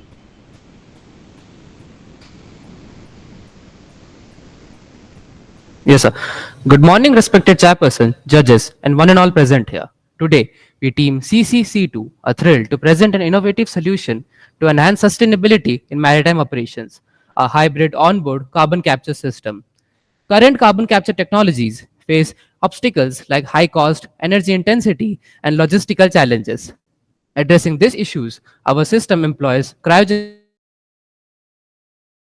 membrane separation to capture the carbon dioxide directly from the exhaust gases, storing it in liquefied form in a type C. What sets our system apart is its closed loop design, which repurposes waste heat from trapped nitrogen of heat exchangers. This ensures that the captured carbon dioxide is not merely stored, but actively repurposed for essential onboard operations like carbon dioxide flooding systems, while a larger portion is directed to direct carbon fuel cell, converting it into electricity to power the hybrid system, reducing the need for extensive storage and minimizing the reliance on port offloading facilities. Economically, our system offers a payback period as short as 2.77 years, an economic value to cost ratio of 5:1, making it both environmentally sustainable and financially attractive for stakeholders. To ensure practicality, we have addressed key challenges. As you can see on the left side of your screen, pressure drops across the membrane are resolved through optimized operating pressures by using compressors in the first stage of the process. Cryogenic system blockages are avoided by operating above the solidification temperature of carbon dioxide, while membrane fouling is mitigated using air sweep systems to clear the particulate matter. Carbon dioxide offloading challenges are addressed by proposing global port collaborations to establish reception and storage facilities. This measure ensures that the system is reliable, efficient, and scalable for maritime applications. To enable the widespread adoption of our hybrid capture system, we propose several key measures. First, we advocate for the development of global infrastructure, including offloading, storage, and utilization facilities at major ports. Second, regulatory incentives such as carbon credits and tax benefits should be implemented to encourage emission reduction. Finally, standardized safety protocols must be established to ensure the durability of the membranes, integrity of the cryogenic system, and safe carbon dioxide handling across the industry. The minimum energy efficiency value under MARPOL Annexure 6 is defined by the Energy Efficiency Design Index (EEDI), varying by ship type and size. Our hybrid onboard carbon capture system (OCCS) complies with these standards by significantly reducing emissions and improving the energy efficiency, aligning with both EEDI and EEXI requirements for sustainable operations. By integrating OCCS, our ship's carbon intensity indicator (CII) rating would improve, potentially moving it to higher compliance categories A or B, thanks to reduced carbon dioxide emissions per transport work. This aligns our system with IMO's long-term decarbonization goals. Together, we can ensure that the oceans we rely on for trade and connection remain protected for generations to come. Thank you. Thank you very much, and thank you for sticking to time, which is one good thing which is happening today. I'm generally seeing that everybody is sticking to time. Evan, are you ready? Yes, sir. Please go ahead. The floor is yours. Yes, sir.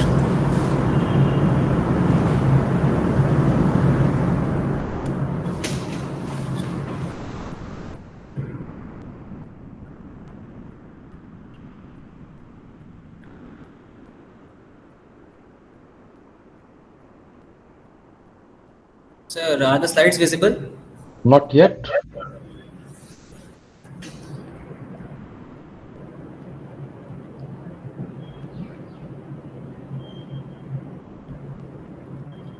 Sir, Yes, is they it? have started. Yes, they have started coming now. But it is not in a slideshow mode.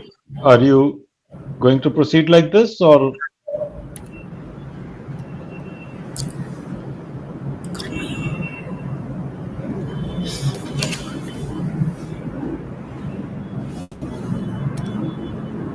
Is it okay, sir? Yes, please go ahead. Yes. Good morning to the judges, to all the to the chairperson and all the dignitaries present over here. I am Shubham Kumar with my colleague Shwet Ranjan to present our views. What we are proposing to the committee is using a blend of methyl diethanol amine and piperazine for the CO2 post-combustion capture plant. This blend resists the thermal and oxidative degradation and it further outperforms the limitations of the monoethanol amine and methyl diethanol amine alone. For the storage conditions, the onboard storage of liquid CO2 at medium pressure ensures safe operation whilst retaining the liquid CO2 at high density. Also, we can use the low pressure conditions for the CO2 storage due to the lower capital expenditure, but it needs to be handled carefully to maintain the safety. Advantages of using piperazine are the lower thermal degradation, lower oxidation rate, low regeneration energy, and its fast CO2 absorption rate. Now, explaining the carbon capture system integrated on board a vessel, the exhaust gases from the engine are directed towards the wet electrostatic precipitator, where there is a further reduction in the particulate matter, and from there, the 25% of the exhaust gas, including CO2, enters through a CO2 scrubber, where it mixes with the amine solution, and it further passes to the amine tank, where there is a filter for collecting out the impurities, and after that, the CO2 rich solution is directed towards the regenerator unit, where it is heated to around 140 to 160 degrees Celsius, and it is further comes in contact with the steam for the further desorption of CO2. What are the outputs of the CO2 scrubber? Is the exhaust gas with less than 1% of the CO2, and it is released to the atmosphere along with the untreated gas through the funnel. I'm just going to interrupt you. Your slide number 3 is again back on screen. It went to the slideshow, but then it went back. You may like to change your slide to the current slide. Unless you want to show only slide 3.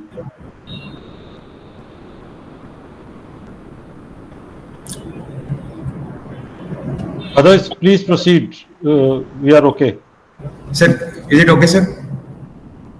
You are still on last slide of your thing visible. Sir, we can proceed like this. Please, Guru. Sir, so what we are requesting the committee is to further support the regulatory policies and framework that facilitates the adoption of carbon capture technologies. Like already there is CII rating available on board ship for the reduction of carbon emission. So the carbon capture facility can be used. And so the standards of the training of the crew should be increased to operate on carbon capture technology on board vessel. And moving towards the environmental impact, due to the accidental leakage of CO2, it causes the ocean degradation, ocean acidification, cause harm to the marine life, and can cause threat to the human life. For prevention of this, monitoring and early detection of the leaks should be there. Regular checks and maintenance should be carried out. A response plan should be there. Emergency response plan should be there for any immediate action for this. There is reduction in the capital expenditure and operational expenditure when using the blend of methyl diethanol amine and piperazine instead of monoethanol amine. Thank you for your time. Thank you very much, Ivan.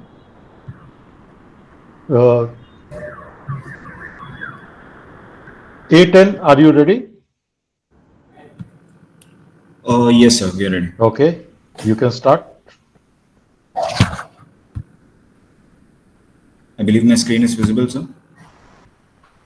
Yes, it has started coming in. Yes. Go ahead. Good morning, ladies and gentlemen. I am Anirudh Acharya from Samudra Institute of Maritime Studies, and today I'll be discussing carbon capture methods in the maritime industry, focusing on how they can help reduce the sector's carbon footprint. The maritime industry significantly contributes to greenhouse gas emissions due to heavy fuel oil use, but emerging carbon capture technologies like CCS, carbon capture storage and utilization, offer effective solutions to mitigate its environmental impact. In carbon capture and storage, CO2 is captured from the ship's exhaust and stored securely, preventing its release into the atmosphere. On the other hand, CCU, that is utilization, captures CO2 and repurposes it for industrial use, creating a circular economy by turning emissions into resources, such as synthetic fuels or building materials. Let's have a look at several case studies and explore the regulatory perspective. Japan's MV CO2 carrier project has shown that carbon capture is viable on long voyages, though logistical challenges remain. Stena Bulk's hybrid solution combines onboard capture with biofuels, achieving up to 30% reduction in emissions. Norway's Northern Lights project is developing a scalable CO2 storage network for industrial and maritime use. And Maersk is exploring carbon neutral ships using both carbon capture and alternative fuels. Although the IMO has set ambitious GHG reduction targets, the absence of specific mandates for CCS and CCU, inadequate infrastructure for CO2 handling, and limited financial incentives pose significant challenges to the widespread adoption. Now let's focus more towards the regulatory aspect and actions to be taken by IMO in promoting carbon capture. I'd like to present one suggestion to the IMO for strengthening the role of corporate social responsibility in advancing carbon capture and addressing the environmental impacts in the maritime sector. First, the responsibility of implementing corporate social responsibility should rest with the company's head office, not just at the vessel level. While IMO regulations currently govern ships, it is essential and necessary that corporate leaders, those who ultimately benefit financially, are also accountable. Environmental committees play a valuable role, but they should operate confidently with a CSR-focused framework. These committees can serve as a bridge between vessel operations and the committee's responsibilities towards the corporate sector. In line with India's Companies Act 2013, which mandates CSR investments, the IMO could consider similar approaches to justify the expenses incurred by the vessel owners in implementing carbon capture. This would not only ensure environmental responsibility, but also provide companies with clear expectations. In summary, strengthening corporate social responsibility, offering financial incentives, promoting research, and broadening the regulatory reach can significantly enhance IMO's impact on carbon capture adoption. These steps will not only advance the maritime industry sustainability, but also ensure that corporate stakeholders uphold their environmental responsibilities. Thank you so much. Thank you very much, 810, and for looking at something beyond at company level definition. Do the judges have any questions? Otherwise, we'll take a 5-minute break for the judges to make up their marks.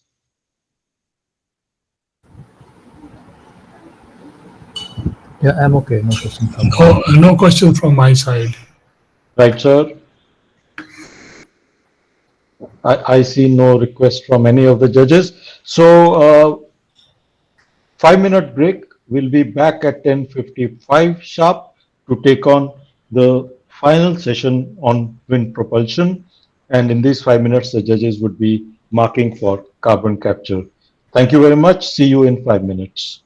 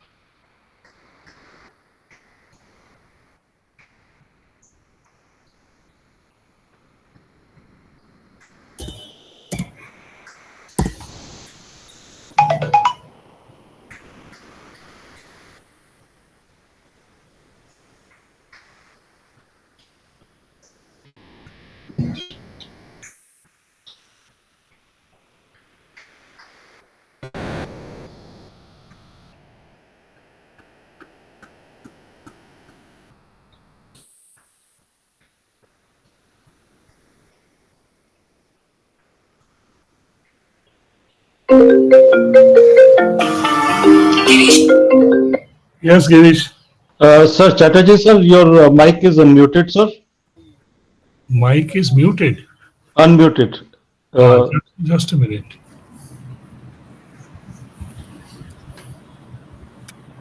Thank you, sir. Rajiv, can you hear me? Yes, sir, you're perfectly audible. Oh, thank you. Thank you.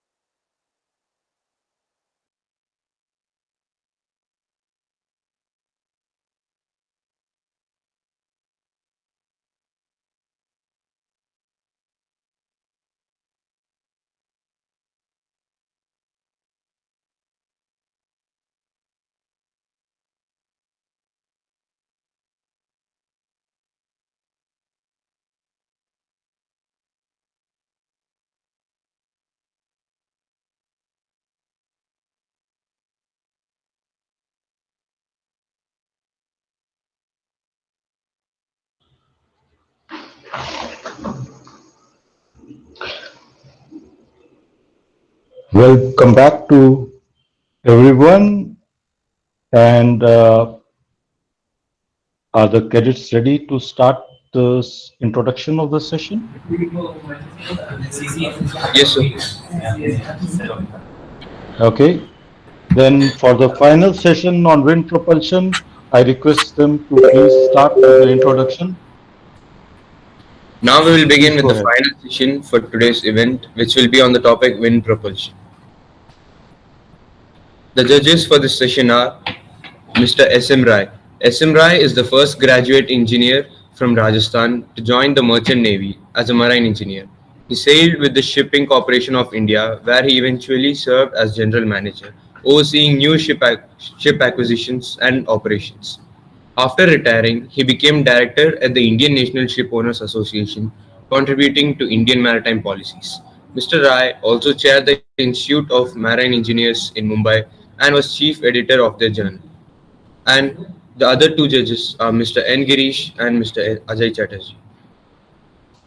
Now, the four finalists for the topic Wind Propulsion are Team A4 from IMI Noida, Campus Coordinator Mr. Ankush Sharma, guided by Mr. Mahesh S.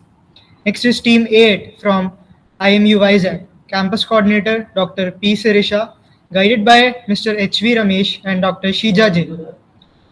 Next we have Team D4 from IMI Noida, Campus Coordinator Mr. Ankush Sharma, guided by Mr. Mahesh S. And at last we have Team E6 from IMU Kochi Campus, Campus Coordinator Ms. Shabnam Parveen, guided by Mr. L.P. Tripathi and Mr. Ritesh Kaushik.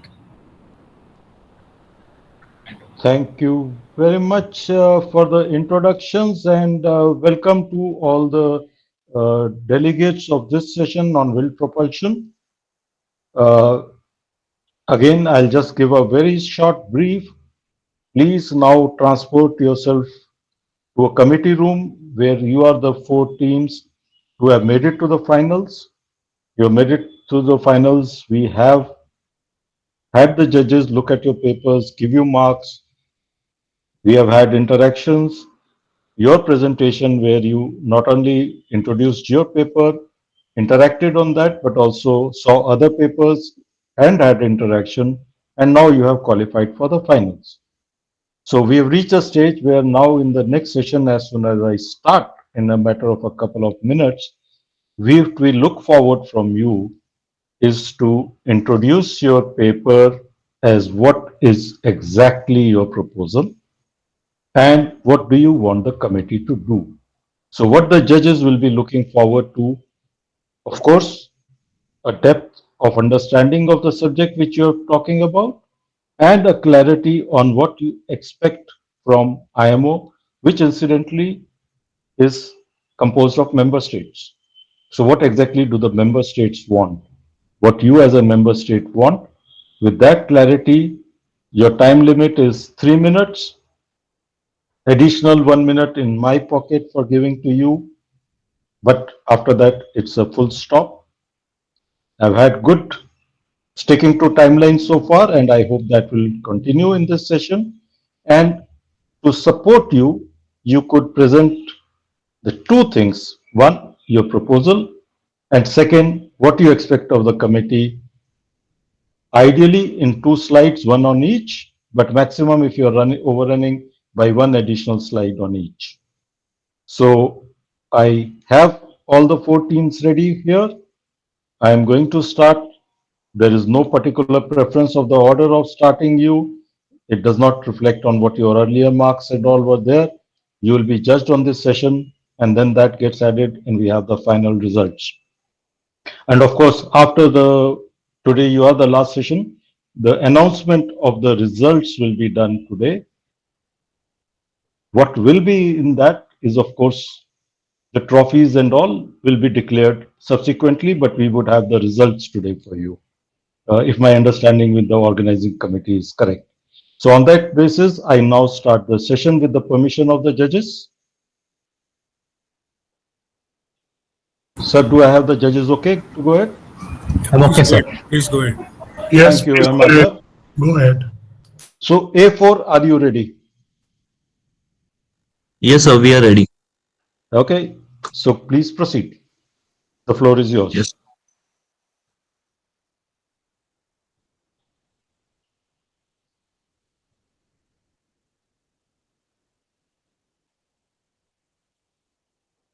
Sir, is our screen visible? Not yet. I will let you know as it comes, but nothing so far. So 1 second.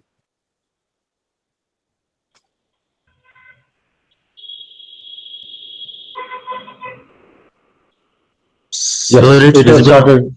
Yes, it has started coming on now, but it is not. Yes, it is in slideshow mode. You can start. Okay. So, good morning, everyone. I, Anurag Singh, and my team member Vidya Tiwari are here to present some proposals and actions on wind-assisted propulsion system and its application in maritime with regards to developed economies. Here are the proposals. The first is healing moments due to drag created by warps to be addressed in dynamic stability. Dynamic stability needs to address the healing moments due to drag created by warps. Maximum allowable angle heeling angle due to warps needs to be identified, anti-heeling mechanism suitable for purpose to be developed. The second is, it is recommended to develop standardized methodology for full-scale evaluation of ships with warps based on the existing ISO standards. Standardization of warps performance evaluation will help industry identify what suits whom. This will ease the adaptation of warps amongst fence sitters and skeptics. The third is integration of warps with EEDI. It is recognized that while EEDI refers to speed under calm sea conditions, the saving from warps are realized under windy conditions, creating a contradictory part in the regulation. Also, under such weather conditions, the vessel will encounter waves, creating an additional wave-resistant component and resulting in increased power demand. Here are some actions to be taken. Integration of heel correction mechanisms on ships with frequently changing heel due to the sails. Anti-heel mechanisms need to be developed that can cope up with frequently changing heeling moments created by drag due to wind-assisted propulsion systems. This will be instrumental in keeping the heeling angle due to the system within the maximum allowable limit. Second is investigate methods to ensure transparent performance predictions for ships with warps. Transparent performance predictions for ships with this system will ease the integration of system with EEDI and its adaptation by the industry that is not being done in current. Third is integration of sea trial data for ship speed and warps performance. It is difficult to use existing procedure to evaluate the performance of ships with this system during sea trials. This is so due to the fact that ship's speed is evaluated in calm seas with very little wind. In this situation, warps will not be functional. In windy conditions, when warps is in the use, there will be rough seas accompanying the winds. So power requirements will also change and so will the speed. All this will have to be put on the same page to do a comprehensive analysis. Thank you. Thank you very much. And with that, 8, are you ready? Yes, sir, we are ready. Very good. You can start. The floor is yours.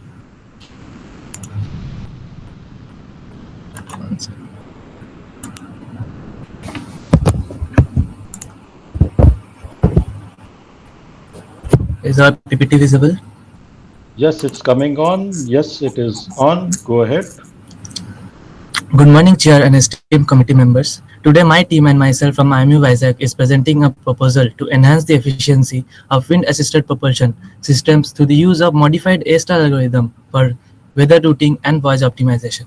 Wind-assisted propulsion presents a significant opportunity to reduce fuel consumption and carbon emissions in shipping. However, its effectiveness relies on real-time conditions such as wind speed, direction, and sea state. Traditional weather routing focuses mainly on weather data, while voyage optimization addresses operational parameters like speed and engine power. But these systems are not fully integrated to optimize wind-assisted propulsion. Our proposal introduces a modified A-star algorithm that optimizes both route selection and operational parameters in real time, ensuring maximum efficiency. There are two key components. One, weather routing, and the other, voyage optimization. In weather routing, the algorithm integrates real-time wind forecast and sea conditions to select the most efficient route, maximizing the use of wind-assisted propulsion. In voyage optimization, the operational parameters like engine and rotor speeds are dynamically adjusted to reduce fuel consumption and enhance wind energy utilization. By combining both approaches, vessels can adapt to changing conditions and ensure that wind-assisted propulsion systems operate at peak efficiency. The key result in fuel saving. Our simulation shows that the following results where weather routing achieved a 4.61% reduction in fuel consumption by optimizing routes to avoid rough weather and capitalize on favorable sea conditions. Speed optimization reduced fuel consumption by 10.61%, dynamically adjusting speed to minimize wave resistance and engine load based on real-time data. Wind-assisted propulsion itself contributed a 4.41% reduction, utilizing the Magnus effect to generate thrust, reducing engine fuel use. In total, these strategies result in 18.95% cumulative fuel saving, a significant improvement in efficiency. So the actions requested from the community to implement this proposal, we request the committee's support in the following areas. Develop comprehensive guidelines. We recommend updating MARPOL Annexure 6 with best practices for wind-assisted propulsion to maximize its efficiency. Encourage advanced routing algorithm. Advocate for advanced weather routing and voyage optimization algorithm under the Ship Energy Efficiency Management Plan, aligning with IMO's initial GHG strategy for 2030 and 2050 decarbonization targets. Promote tools like modified A-star algorithm to enhance compliance with IMO's operational efficiency requirements. And also pilot testing and validation. Support pilot projects to validate this integrated approach, refining regulations and encouraging industry's adoption. Thank you for your attention. We look forward to your support in advancing these innovations for a more sustainable future in shipping. Thank you. Thank you. Thank you very much, A8. And do I have D4 ready to take the floor?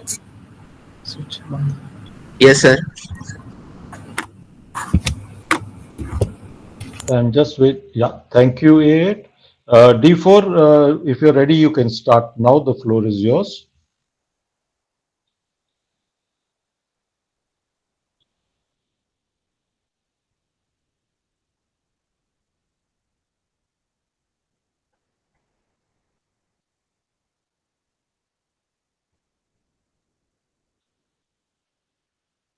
Yes, your slide has come on the screen, D4. You can please proceed. Yes, sir.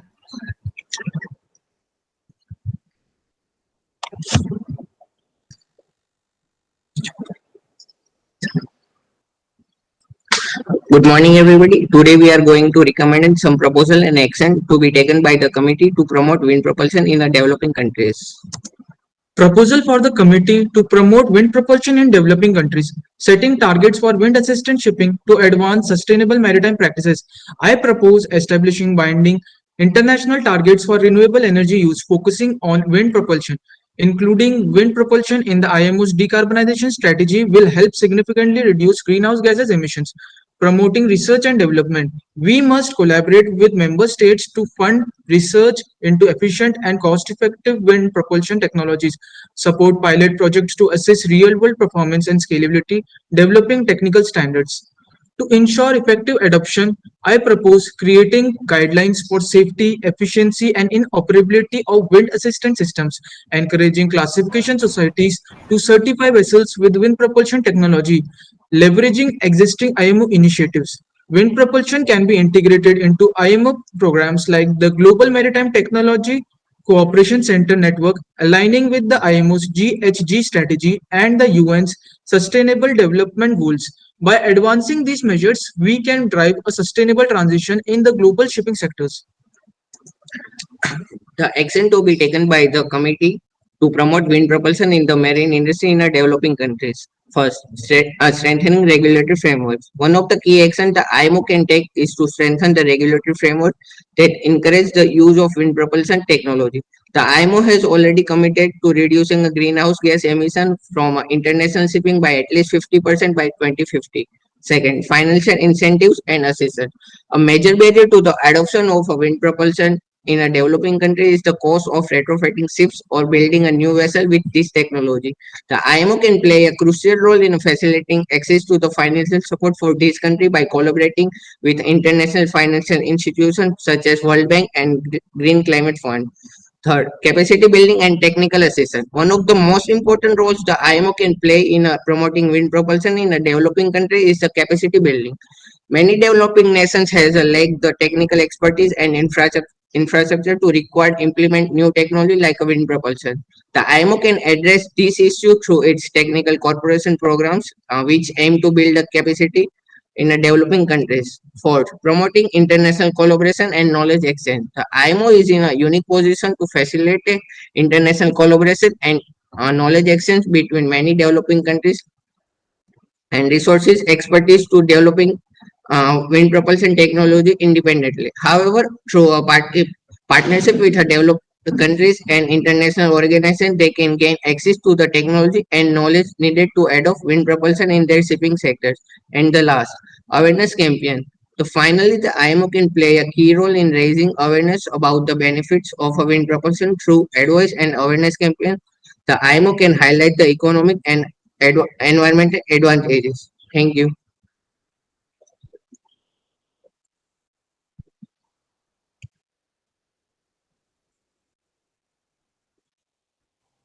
Thank you very much, D4, for your views. And do I have E6 now ready to take the floor? Yes, sir. We are ready. Am I Okay, audible? the floor is yours. You are audible.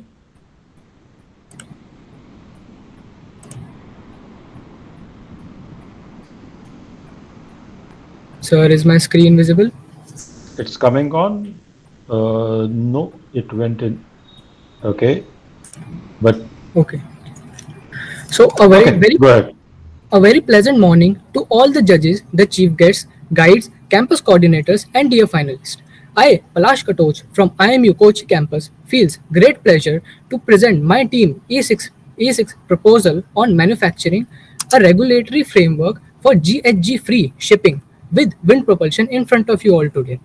Now, as it is certain, it is that wind propulsion technology has immense impact on various aspects of the world, especially on ecosystem as well as the well-being of the seafarers. On the basis of our paper and all the previous presentations done on wind propulsion, it is clear that wind propulsion technologies are the most reliable and effective way of completely eradicating the use of GHG emissions in shipping. So, our team proposals are to fully adapt onto the technology of Wind Hunter that uses only wind and hydrogen fuels introduced by the Mitsui OSK lines in 2018, which propels the ship without any GHG emission fuels like done in wind assisted propulsion systems. And as this concept is the best candidate for a zero carbon emission ship, the successful demonstrations of this same concept that was done in 2021 in the yacht Winsmaru, I think that this technology is the future of shipping that will be implemented after the wind assisted propulsion systems as well. Second is to obtain and make a working group that focuses on developing approved solutions for complying with regulations that would facilitate the applications of wind propulsion in ships, regardless of any flag organization or any company. The third is to support the second point, that is a cooperation between all the companies, governments, academic institutions, communities that is necessary for the successful integration of wind propulsion technology in shipping. Now, as the proposals have been said, the actions that me and my team request the committee is a change in the mindset of the people that the timeline that the IMO has provided to have net zero GHG emissions by 2025 can be achieved, and a chance to drastically reduce carbon emissions and improve environmental sustainability with the complete adaptation of wind propulsion. The shifting of maritime industry from fossil fuels to wind propulsion while utilizing tech breakthroughs will create financial initiatives which will be restricted to only one-time investment. This change not only tackles urgent climate issues but also encourages industrial innovation and economic resilience by investing in education and training. Stakeholders can ensure that the workforce is skilled in using and maintaining new wind propulsion technologies, including the adaptation of artificial intelligence hybridization with wind propulsion, as well as in training institutes, which will allow really helpful in adapting wind propulsion technologies into the shipping industry. On this basis, I conclude my paper. That was all. Thank you very much. Thank you very much, E6. And with that, judges, do you have any questions to any of the teams who have presented so far? Yeah, I have no questions. Thank you.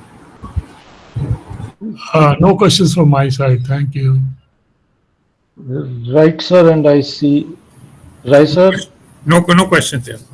Thank you very much. Thank you, delegates, for being clear in what you stated. And as the judges have no further questions for you, I now declare this session closed, and we will get back together at 11:30 to declare each group wise the first, second, third.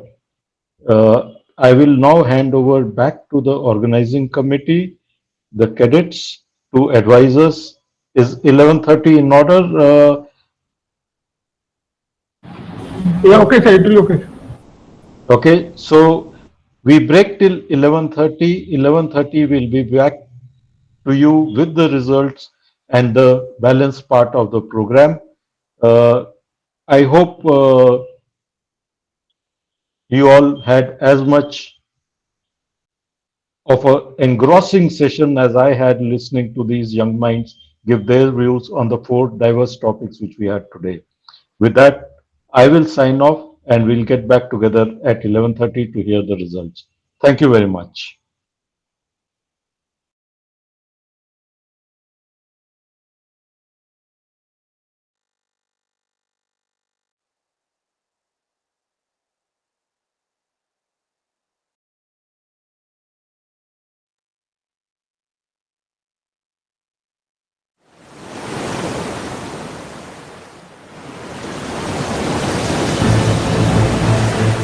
Indian Maritime University, Samudra Gyanam Gyan Samudram, knowledge of the oceans, an ocean of knowledge.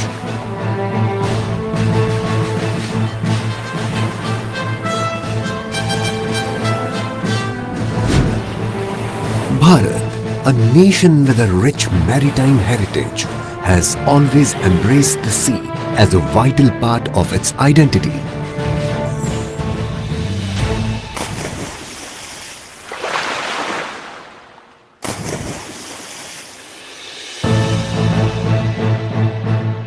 At the heart of this maritime legacy lies Indian Maritime University, a beacon of excellence in maritime education. The Indian Maritime University is a launchpad for the future mariners. Let's take you on the journey of this central university that shapes the future maritime leaders of India.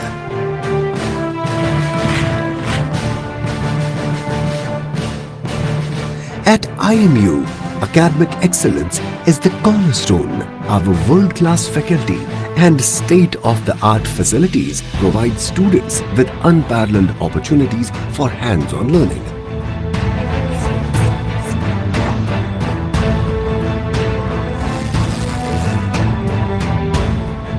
From advanced navigation science to logistics management and naval architecture, our comprehensive programs cover it all.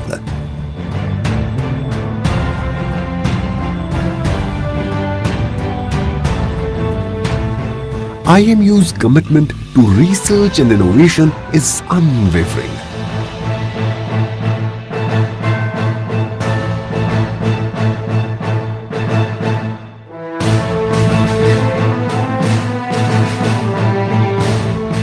Major purpose of Indian Maritime University is to train the students for port and shipping, international transport law. In 2009, we kick-started a management MBA course in port and shipping and international transportation and logistics.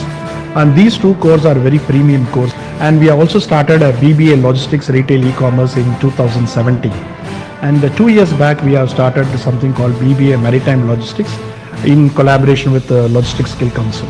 First 2 years they will do the program here, and the last year they will go for an apprenticeship program in line with the Logistics Skill Council, and they are eligible for a stipend. An MBA Port and Shipping and International Transport Logistics, around in this 14 to 15 batches, around 1,000 students have passed out, and they are all in a very big position. See, what we teach today is what the industry will practice tomorrow. In other words, what the industry practice tomorrow, we will teach today.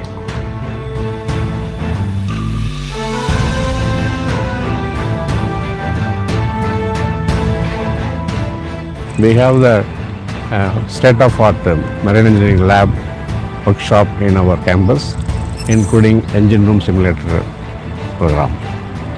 So we are offering this post-C courses also, post-courses for the marine engineers, those who are working on board vessel, seeking promotion for their chief engineer level. We are conducting preparatory courses and simulator courses.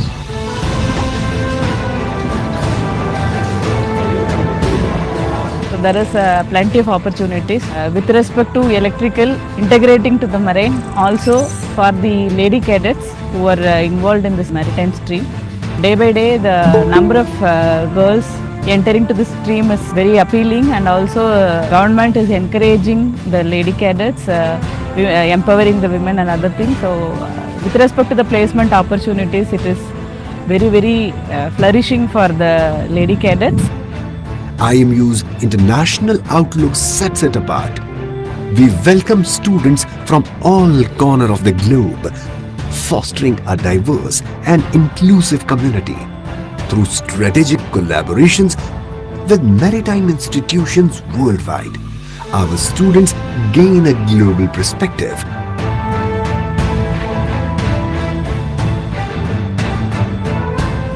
IMU provides opportunity from all strata of the society with a strong platform to set sail on a promising maritime career.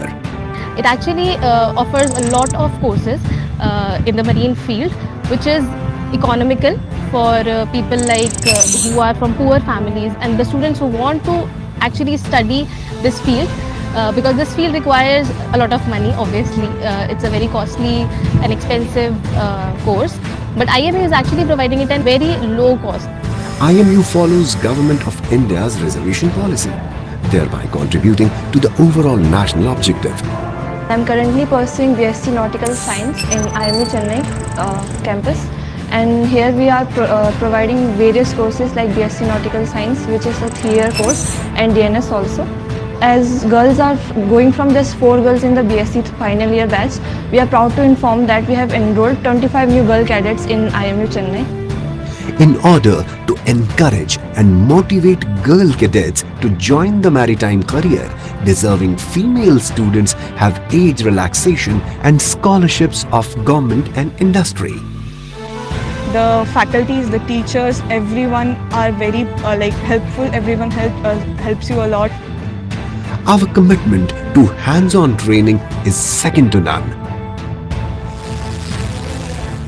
There are a lot of other activities which happen while we are also in our academic year. For example, we had our athletic meet, we had our cultural events. We also celebrated a Women's Day just a few days ago, and it was a beautiful cultural performance. IMU students have the privilege of learning on board ships, on simulators that mimic real-world scenarios, and engaging in practical training to prepare them for the real challenges of the maritime world. It's a professional course, as you all know. In the 3 years, you learn a lot about maritime domain and operations, ship maneuvering. I'm currently pursuing 2nd semester, which is really going good, and I got placed in Synergy, and then I'll be within 2 months I'll give my exam, then I'll join on board. I'm from DNS. DNS is a 1-year course which focuses more on the practical aspects of this nautical science. In this course, we get more on the practical aspects like navigating and chart work. We also get more to know more about the shipping knowledge in a less period of time, less than BSc takes. It's only a course which takes 1 year. So in this 1 year, we focus more on practical aspects like chart work and other things. Here in front of you guys, I'm standing a female cadet, and I'm so happy to say that this is the college which is providing very good knowledge on how we can proceed in our career as female cadets, and what is the scope for us in the future, what we can do as equal to the male, and prove that women are also equal to the male in this field, and we can also have a good career. Today we are getting a new opportunity, new companies and well-established companies that we are getting a chance to get recruited in. We have lots of opportunity after doing this course, like we can apply job in e-commerce also, we can apply job logistic also, we can apply job in international transport and maritime solutions also. Over here we have numerous of extracurricular activities, and we have a lot of, we students arrange a lot of international seminars which helps us to get a lot of exposure, and in which we get to speak with many international maritime experts. This program program teaches us about the various core subjects like port and terminal management, data analytics, and ICT and CFS, like how the ICT and CFS works. In this course, like this is course for 3 years, out of which 1 year is apprenticeship and 2 years is basic learning of the logistics sector. Our IMU has an outstanding track record of placing MBA students over than 90%. Very few colleges offer such course. IMU is one among them. Of guiding our faculties, our HOD guides us on our commuting life in an extraordinary way so that it feels good for us to lead our life into a wonderful career. IMU's strong industry connections ensures that our graduates have a wide array of career opportunities, from navigating the high seas to managing port operations. Our alumni have been excelling in their professional pursuits.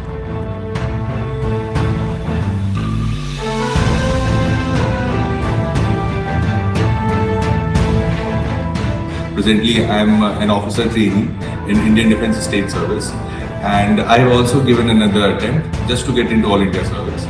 But my present work experience has a lot of credit to the IMU because the way it shaped my personality, my being, that really helped me.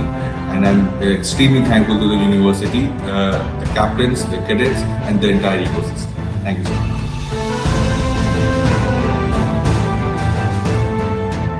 IMU is dedicated to fostering a holistic educational experience for its students, emphasizing their active participation in a wide array of activities such as sports, seminars, national and international conferences and projects.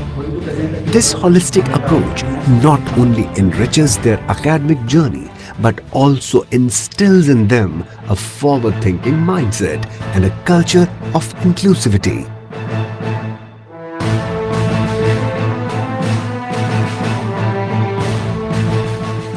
In the morning, we engage in training of both the mind and the body. So we start off with our physical training like this PT, and then we end it off with yoga always. And in the evening, once we finish with our academic day and the lectures and everything, we engage in a sport of our choice. So it can be volleyball, football, basketball, cricket. We have a lot going on here. Besides that, we've also engaged in a lot of national tournaments. Last year, we bagged about 31 medals in the campus, and this year, we bagged 35 national medals and an additional 12 medals as well. That's a total of 47 medals.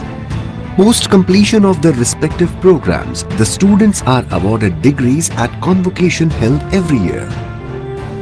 Shown here is a glimpse of convocation in the year 2023, graced by the Honorable President of India, Draupadi Murmu, as chief guest.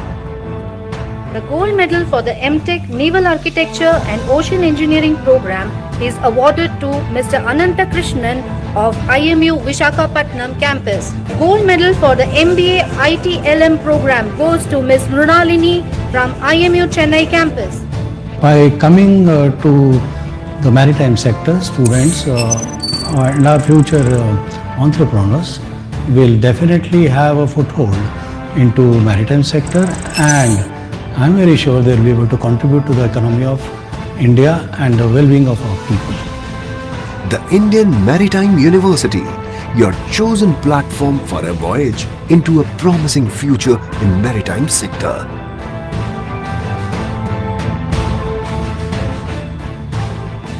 Join the IMU and gain an ocean of knowledge from faculty who have the knowledge of oceans.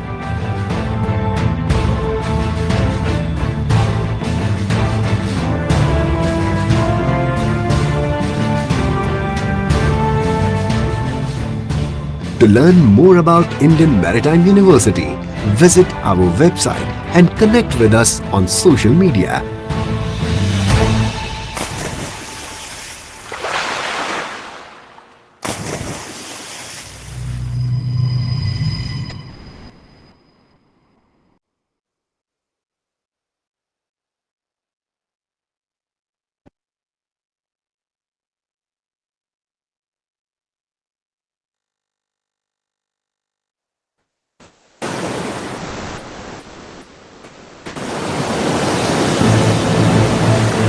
Indian Maritime University, Samudra Gyanam Gyan Samudram, knowledge of the oceans, an ocean of knowledge.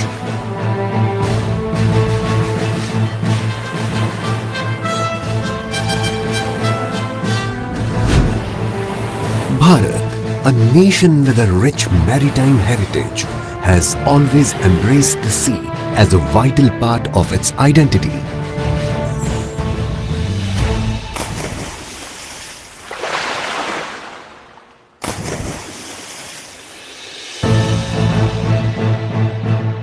At the heart of this maritime legacy lies Indian Maritime University, a beacon of excellence in maritime education. The Indian Maritime University is a launchpad for the future mariners. Let's take you on the journey of this central university that shapes the future maritime leaders of India.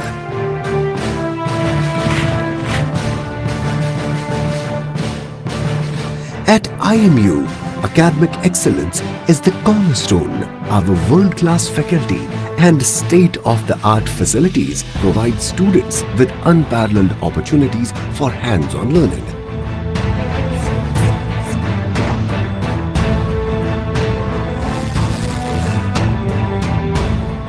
From advanced navigation science to logistics management and naval architecture, our comprehensive programs cover it all.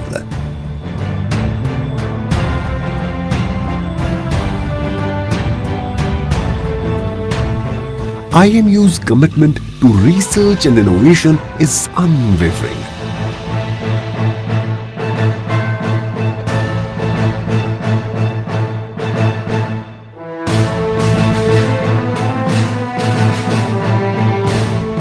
Major purpose of Indian Maritime University is to train the students for port and shipping international transport law. In 2009, we kick-started the management MBA course in port and shipping and international transportation and logistics. And these two courses are very premium course. And we have also started a BBA logistics retail e-commerce in 2017. And 2 years back, we have started something called BBA Maritime Logistics in collaboration with the Logistics Skill Council. First 2 years they will do the program here, and the last year they will go for an apprenticeship program in line with the Logistics Skill Council, and they are eligible for a stipend. An MBA Port and Shipping and International Transport Logistics, around in this 14 to 15 batches, around 1,000 students have passed out, and they are all in a very big position. See, what we teach today is what the industry will practice tomorrow. In other words, what the industry practice tomorrow, we will teach today.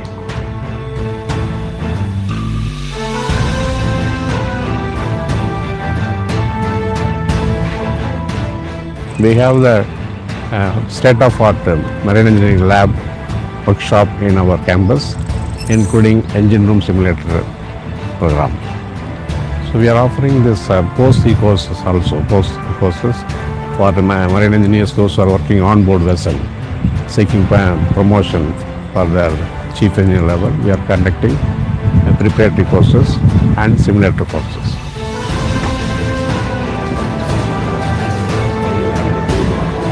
There is plenty of opportunities with respect to electrical integrating to the marine, also for the lady cadets who are involved in this maritime stream.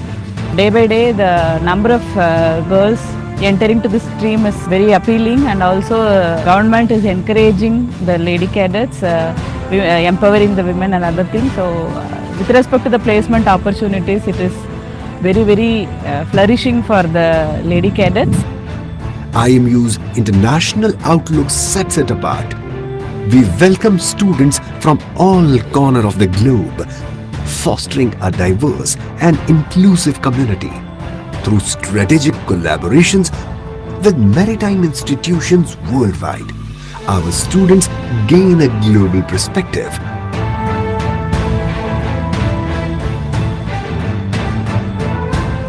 IMU provides opportunity from all strata of the society with a strong platform to set sail on a promising maritime career.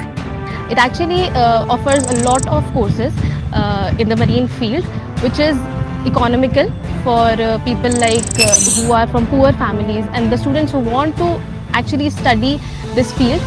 because this field requires a lot of money. Obviously, it's a very costly and expensive course, but IMU is actually providing it at very low cost. IMU follows Government of India's reservation policy, thereby contributing to the overall national objective. I'm currently pursuing BSc Nautical Science in IMU Chennai campus, and here we are providing various courses like BSc Nautical Science, which is a 3-year course, and DNS also. As girls are going from just 4 girls in the BSc final year batch, we are proud to inform that we have enrolled 25 new girl cadets in IMU Chennai. In order to encourage and motivate girl cadets to join the maritime career, deserving female students have age relaxation and scholarships of government and industry. The faculties, the teachers, everyone are very helpful. Everyone helps you a lot. Our commitment to hands-on training is second to none. There are a lot of other activities which happen while we are also in our academic year. For example, we had our athletic meet, we had our cultural events. We also celebrated a Women's Day just a few days ago, and it was a beautiful cultural performance. IMU students have the privilege of learning on board ships, on simulators that mimic real-world scenarios, and engaging in practical training to prepare them for the real challenges of the maritime world. It's a professional course, as you all know. In the 3 years, you learn a lot about maritime domain and operations, ship maneuvering. I'm currently pursuing second semester, which is really going good, and I got placed in Synergy.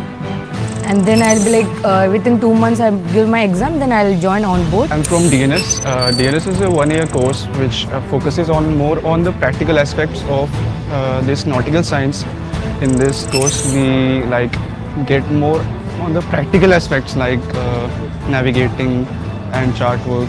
We also get more to know more about the shipping knowledge in a less period of time, less than BSc takes. It's only a course which takes 1 year. So in this 1 year, we focus more on practical aspects like chart work and other things. Here in front of you guys, I'm standing a female cadet, and I'm so happy to say that this is the college which is providing very good knowledge on how we can proceed in our career as female cadets, and what is the scope for us in the future, what we can do as equal to the male, and prove that women are also equal to the male in this field, and we can also have a good career. Today we are getting a new opportunity, new companies and well-established companies that we are getting a chance to get recruited in. We have lots of opportunity after doing this course, like we can apply job in e-commerce also, we can apply job logistics also, we can apply job in international transport and maritime solutions also. Over here we have numerous of extracurricular activities, and we have a lot of, we students arrange a lot of international seminars which helps us to get a lot of exposure, and in which we get to speak with many international maritime experts. This program teaches us about the various core subjects like port and terminal management, data analytics, and ICT and CFS, like how the ICT and CFS works. In this course, this is course for 3 years, out of which 1 year is apprenticeship and 2 years is basic learning of the logistics sector. Our IMU has an outstanding track record of placing MBA students over than 90%. Very few colleges offer such course. IMU is one among them. Our faculties, our HOD guides us on our commuting life in an extraordinary way, so that it feels good for us to lead our life into a wonderful career. IMU's strong industry connections ensures that our graduates have a wide array of career opportunities, from navigating the high seas to managing port operations. Our alumni have been excelling in their professional pursuits.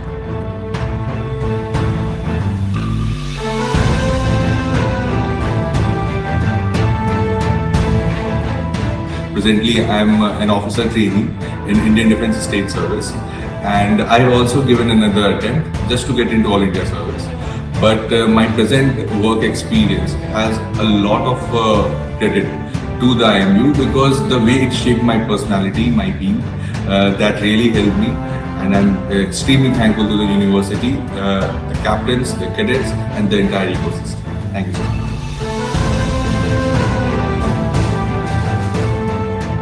IMU is dedicated to fostering a holistic educational experience for its students, emphasizing their active participation in a wide array of activities such as sports, seminars, national and international conferences, and projects.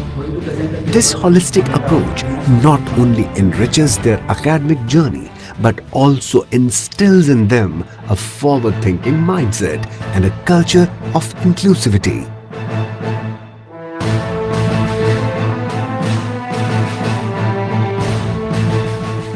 In the morning, we engage in training of both the mind and the body. So we start off with our physical training like this PT, and then we end it off with yoga always.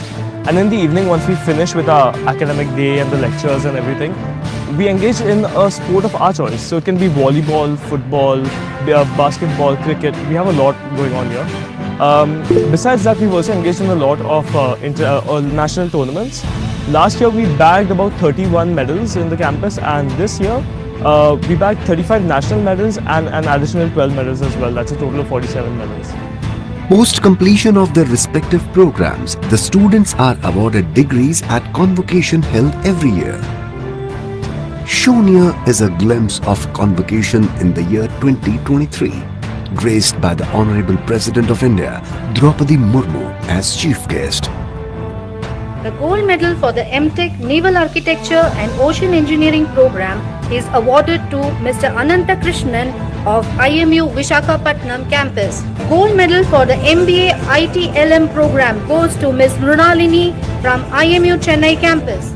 By coming to the maritime sector, students and our future entrepreneurs will definitely have a foothold into maritime sector, and I'm very sure they'll be able to contribute to the economy of India and the well-being of our people. The Indian Maritime University, your chosen platform for a voyage into a promising future in maritime sector.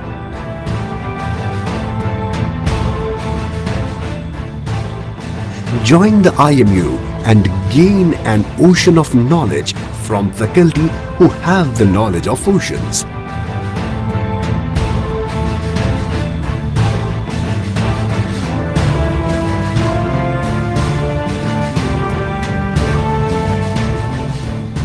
To learn more about Indian Maritime University, visit our website and connect with us on social media.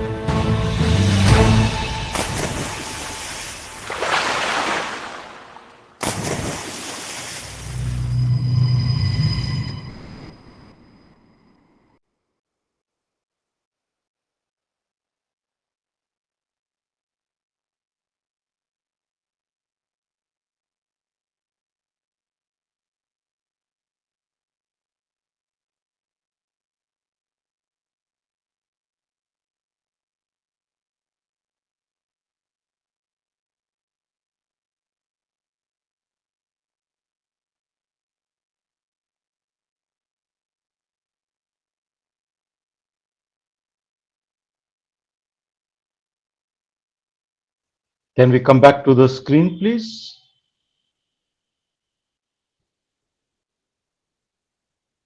Welcome back, and I think we have all the judges. I am sure it has given judges quite a tough job.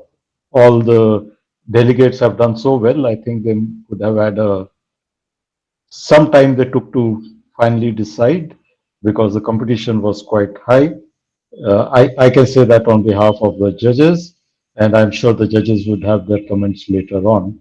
So, can I request the organizing committee to remove the screen share and let the MC come back on? Thank you very much. So I would request the organizing committee to let us know when we can start the session on declaring the first, second, third in each category. Just 2-3 minutes, sir. We are finalizing the results, sir.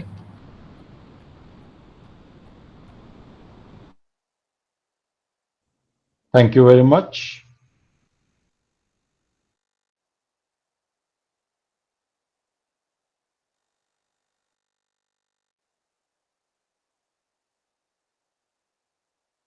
While we await the organizing committee to be finalizing the results and declaring them across, I would personally like to tell all the participating teams, not only those who are interacting with us today, that we really appreciate the amount of time and effort you have put into this.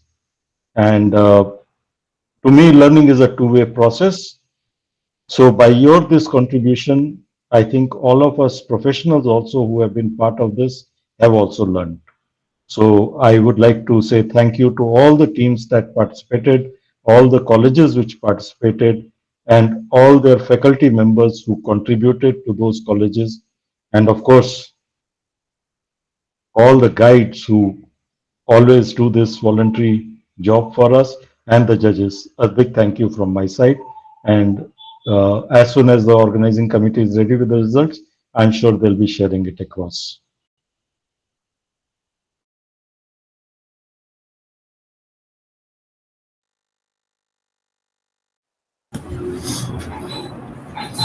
Rajiv, I strongly support your views and really would like to congratulate the organizers and students in particularly the papers which have been submitted. Though I know we have been representing at IMO, but many points are very well narrated and forwarded to us. So compliments and congratulations to all. Thank you.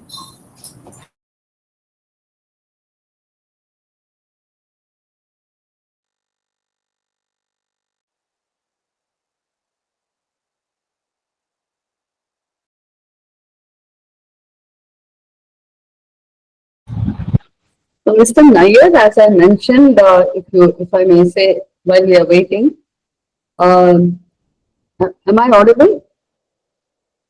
Yes, ma'am, you're audible. So, what I was thinking is that we've not had people from outside IMU and the affiliated colleges participating. So, how do we make it attractive for them? How do you expand it beyond just these 25, 30 institutions? That's one. Maybe we review the format, take feedback from at least the finalists. The students would be able to give us suggestions on how to make it more engaging or interactive. While knowledge is very, very important, there can be two parts to it. For example, one is the serious IMO type of thing, and the other is how do you spread the word on conventions. Just a review to see, because every event, I think as we progress, we have to see how to make it better and better, or how to keep the audience engaged, or keep the participants engaged. So that's something I thought I'll just leave the thought with you. Maybe ask a few, people from outside also who have not been part of it. Or so I will request. I've already had a very brief messaging with Dr. Chawla. I think he will organize this in the coming weeks. Sure, ma'am. Actually, it will be we should do that. I totally agree. And possibly one of the things which I felt was that there should be a continuity sort of thing. There should be. So I'll think of some things, and I'm sure Dr. Chawla will arrange a sort of a session, and we could have some brainstorming, and the next session, how to structure it with the experience which we have gained, and especially from the students who have participated. What they feel we can do to increase the level of the engagement. We'll work on that, definitely, ma'am. Just sharing my thought. I think definitely, ma'am. You've been doing a wonderful job, you and your team, with your leadership. I think it's a great improvement on how it was taught in the classroom. And I'm sure it's given tremendous insight to the students and cadets about the subjects. And most importantly, because I was listening to the whole thing, most importantly, I think the students have learned to do research. That was one, I remember it was one of the objectives. Uh, it was not the main objective, but we knew while we go towards the main objective, there will be other objectives which are met. So I remember this clearly too. They don't read, they don't go to the library. So this has expanded their perspective and made them go and read. And that's even inculcating that habit is a huge plus point for them in their future career. No, definitely. And even in presentation skills, I'm seeing a change. Change, yeah. With each one, they are progressing, like the quality of slides, the way of presentation, the language used. Yes. I remember the first one, they were so tentative. And now they're just flowing. I see your point, yes. Okay.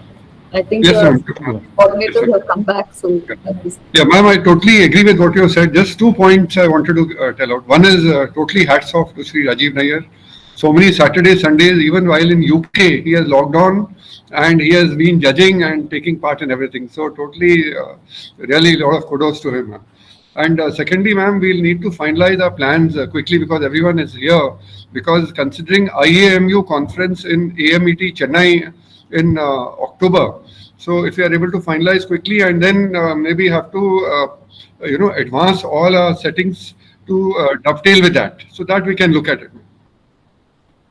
yes, I think that's a very good idea because then there will be more visibility for the entire thing. And there'll be some energy created. Yes, ma'am. Yeah, And yeah. and based on this, the topics can also start getting finalized now itself for the Finalized, next yeah. competition. So I think it's ready. I see a message from Hare Ram that they are ready with the results. Yeah, we'll go ahead with that, ma'am. Yeah, I'm ready. Correct.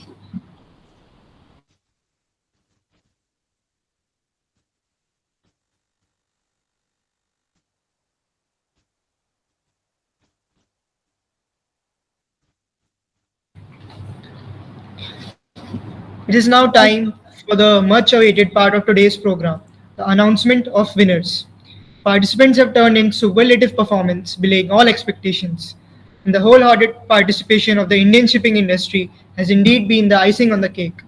Not to take away from the winners, I will say that despite whoever wins the prizes today, the winner is the Indian shipping industry.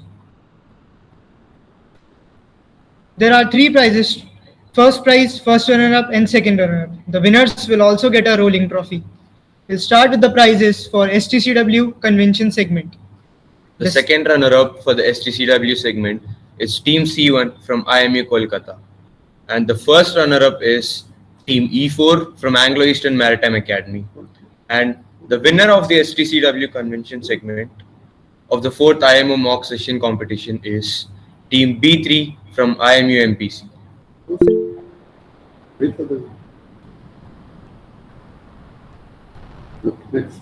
We now move on to the prizes for interplay between convention segment.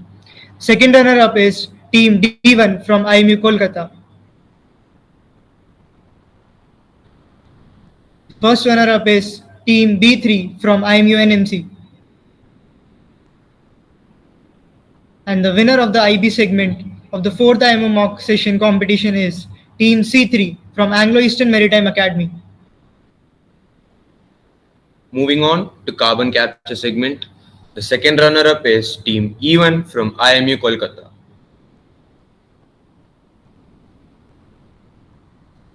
And the first runner-up is Team C2 from IMU Kolkata. And the winner for the carbon capture segment is Team A10 from Samudra Institute of Maritime Studies. Moving on to the wind propulsion segment, second runner-up team is Team E6 from IMU Kochi. First runner-up is Team D4 from IMI Noida. And the winner of the wind propulsion segment of the 4th IMO mock session is Team A8 from IMU Vizag.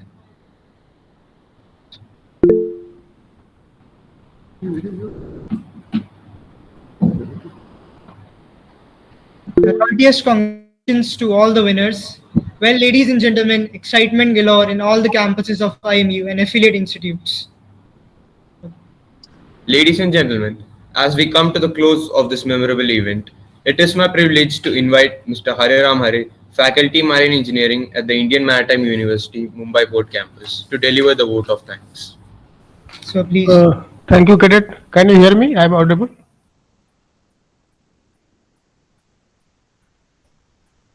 Yes. Yes, you are audible, please. Thank you, sir. Good morning, one and all present here. On behalf of the organizing committee of Eskimo 2024, I extend my heartfelt gratitude to all our esteemed guests and participants for their valuable presence today. A special thank you to our distinguished chief guest, Dr. Malini V. Shankar, IS retired Vice Chancellor of Indian Maritime University, for honoring us with her insightful address and inspiring words. We are deeply appreciative of Dr. Raju Balaji, Pro Vice Chancellor of IMU, for his continued support and guidance. Our sincere thanks to the members of the steering committee, the advisory board of Eskimo, Chairman Organizing Committee, Commodore Dr. Vivek Chawla, Campus Director, IMU MPC, as well as to the other dignitaries from HOSMA, MASA, IMEI, DMECA, CMMI, and Lloyds for their esteemed participation and unwavering support in making this event a grand success.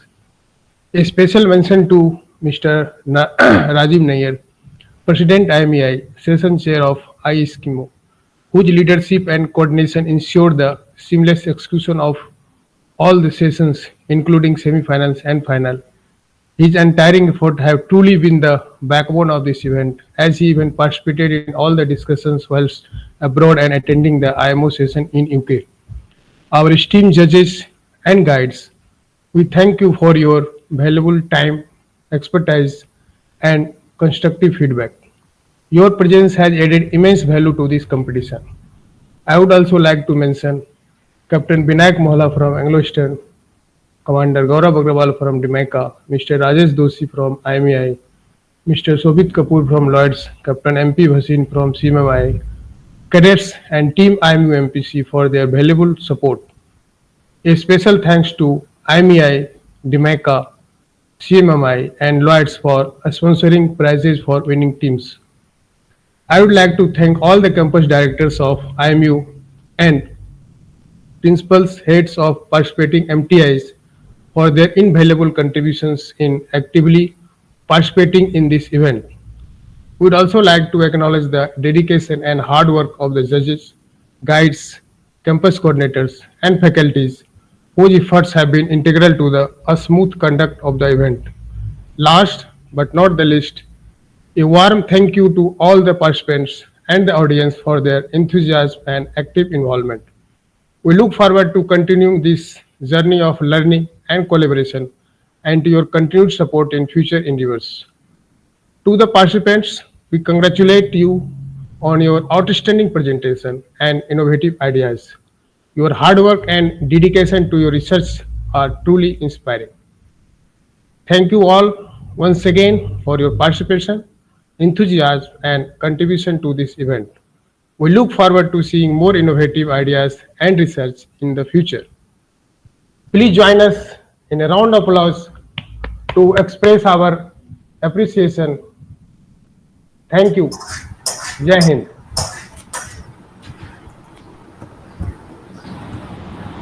Thank you, Mr. Hare Ram Hare sir, for that heartfelt vote of thanks.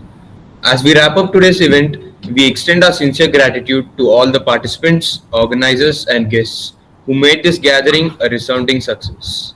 We look forward to seeing you all at the next edition of ISK. Have a wonderful day ahead. Thank you, everyone. Thank you, everyone. Thank you and all the best. Thank you very much. Thank you. Thank you very much. Thank you. Bye, everybody. Have a good day. Thank you, sir. Thank you. And compliments to Rajiv Nair as always. Yes, sir. All the best you, to all the students. Thank you very much. Thank you. Bye.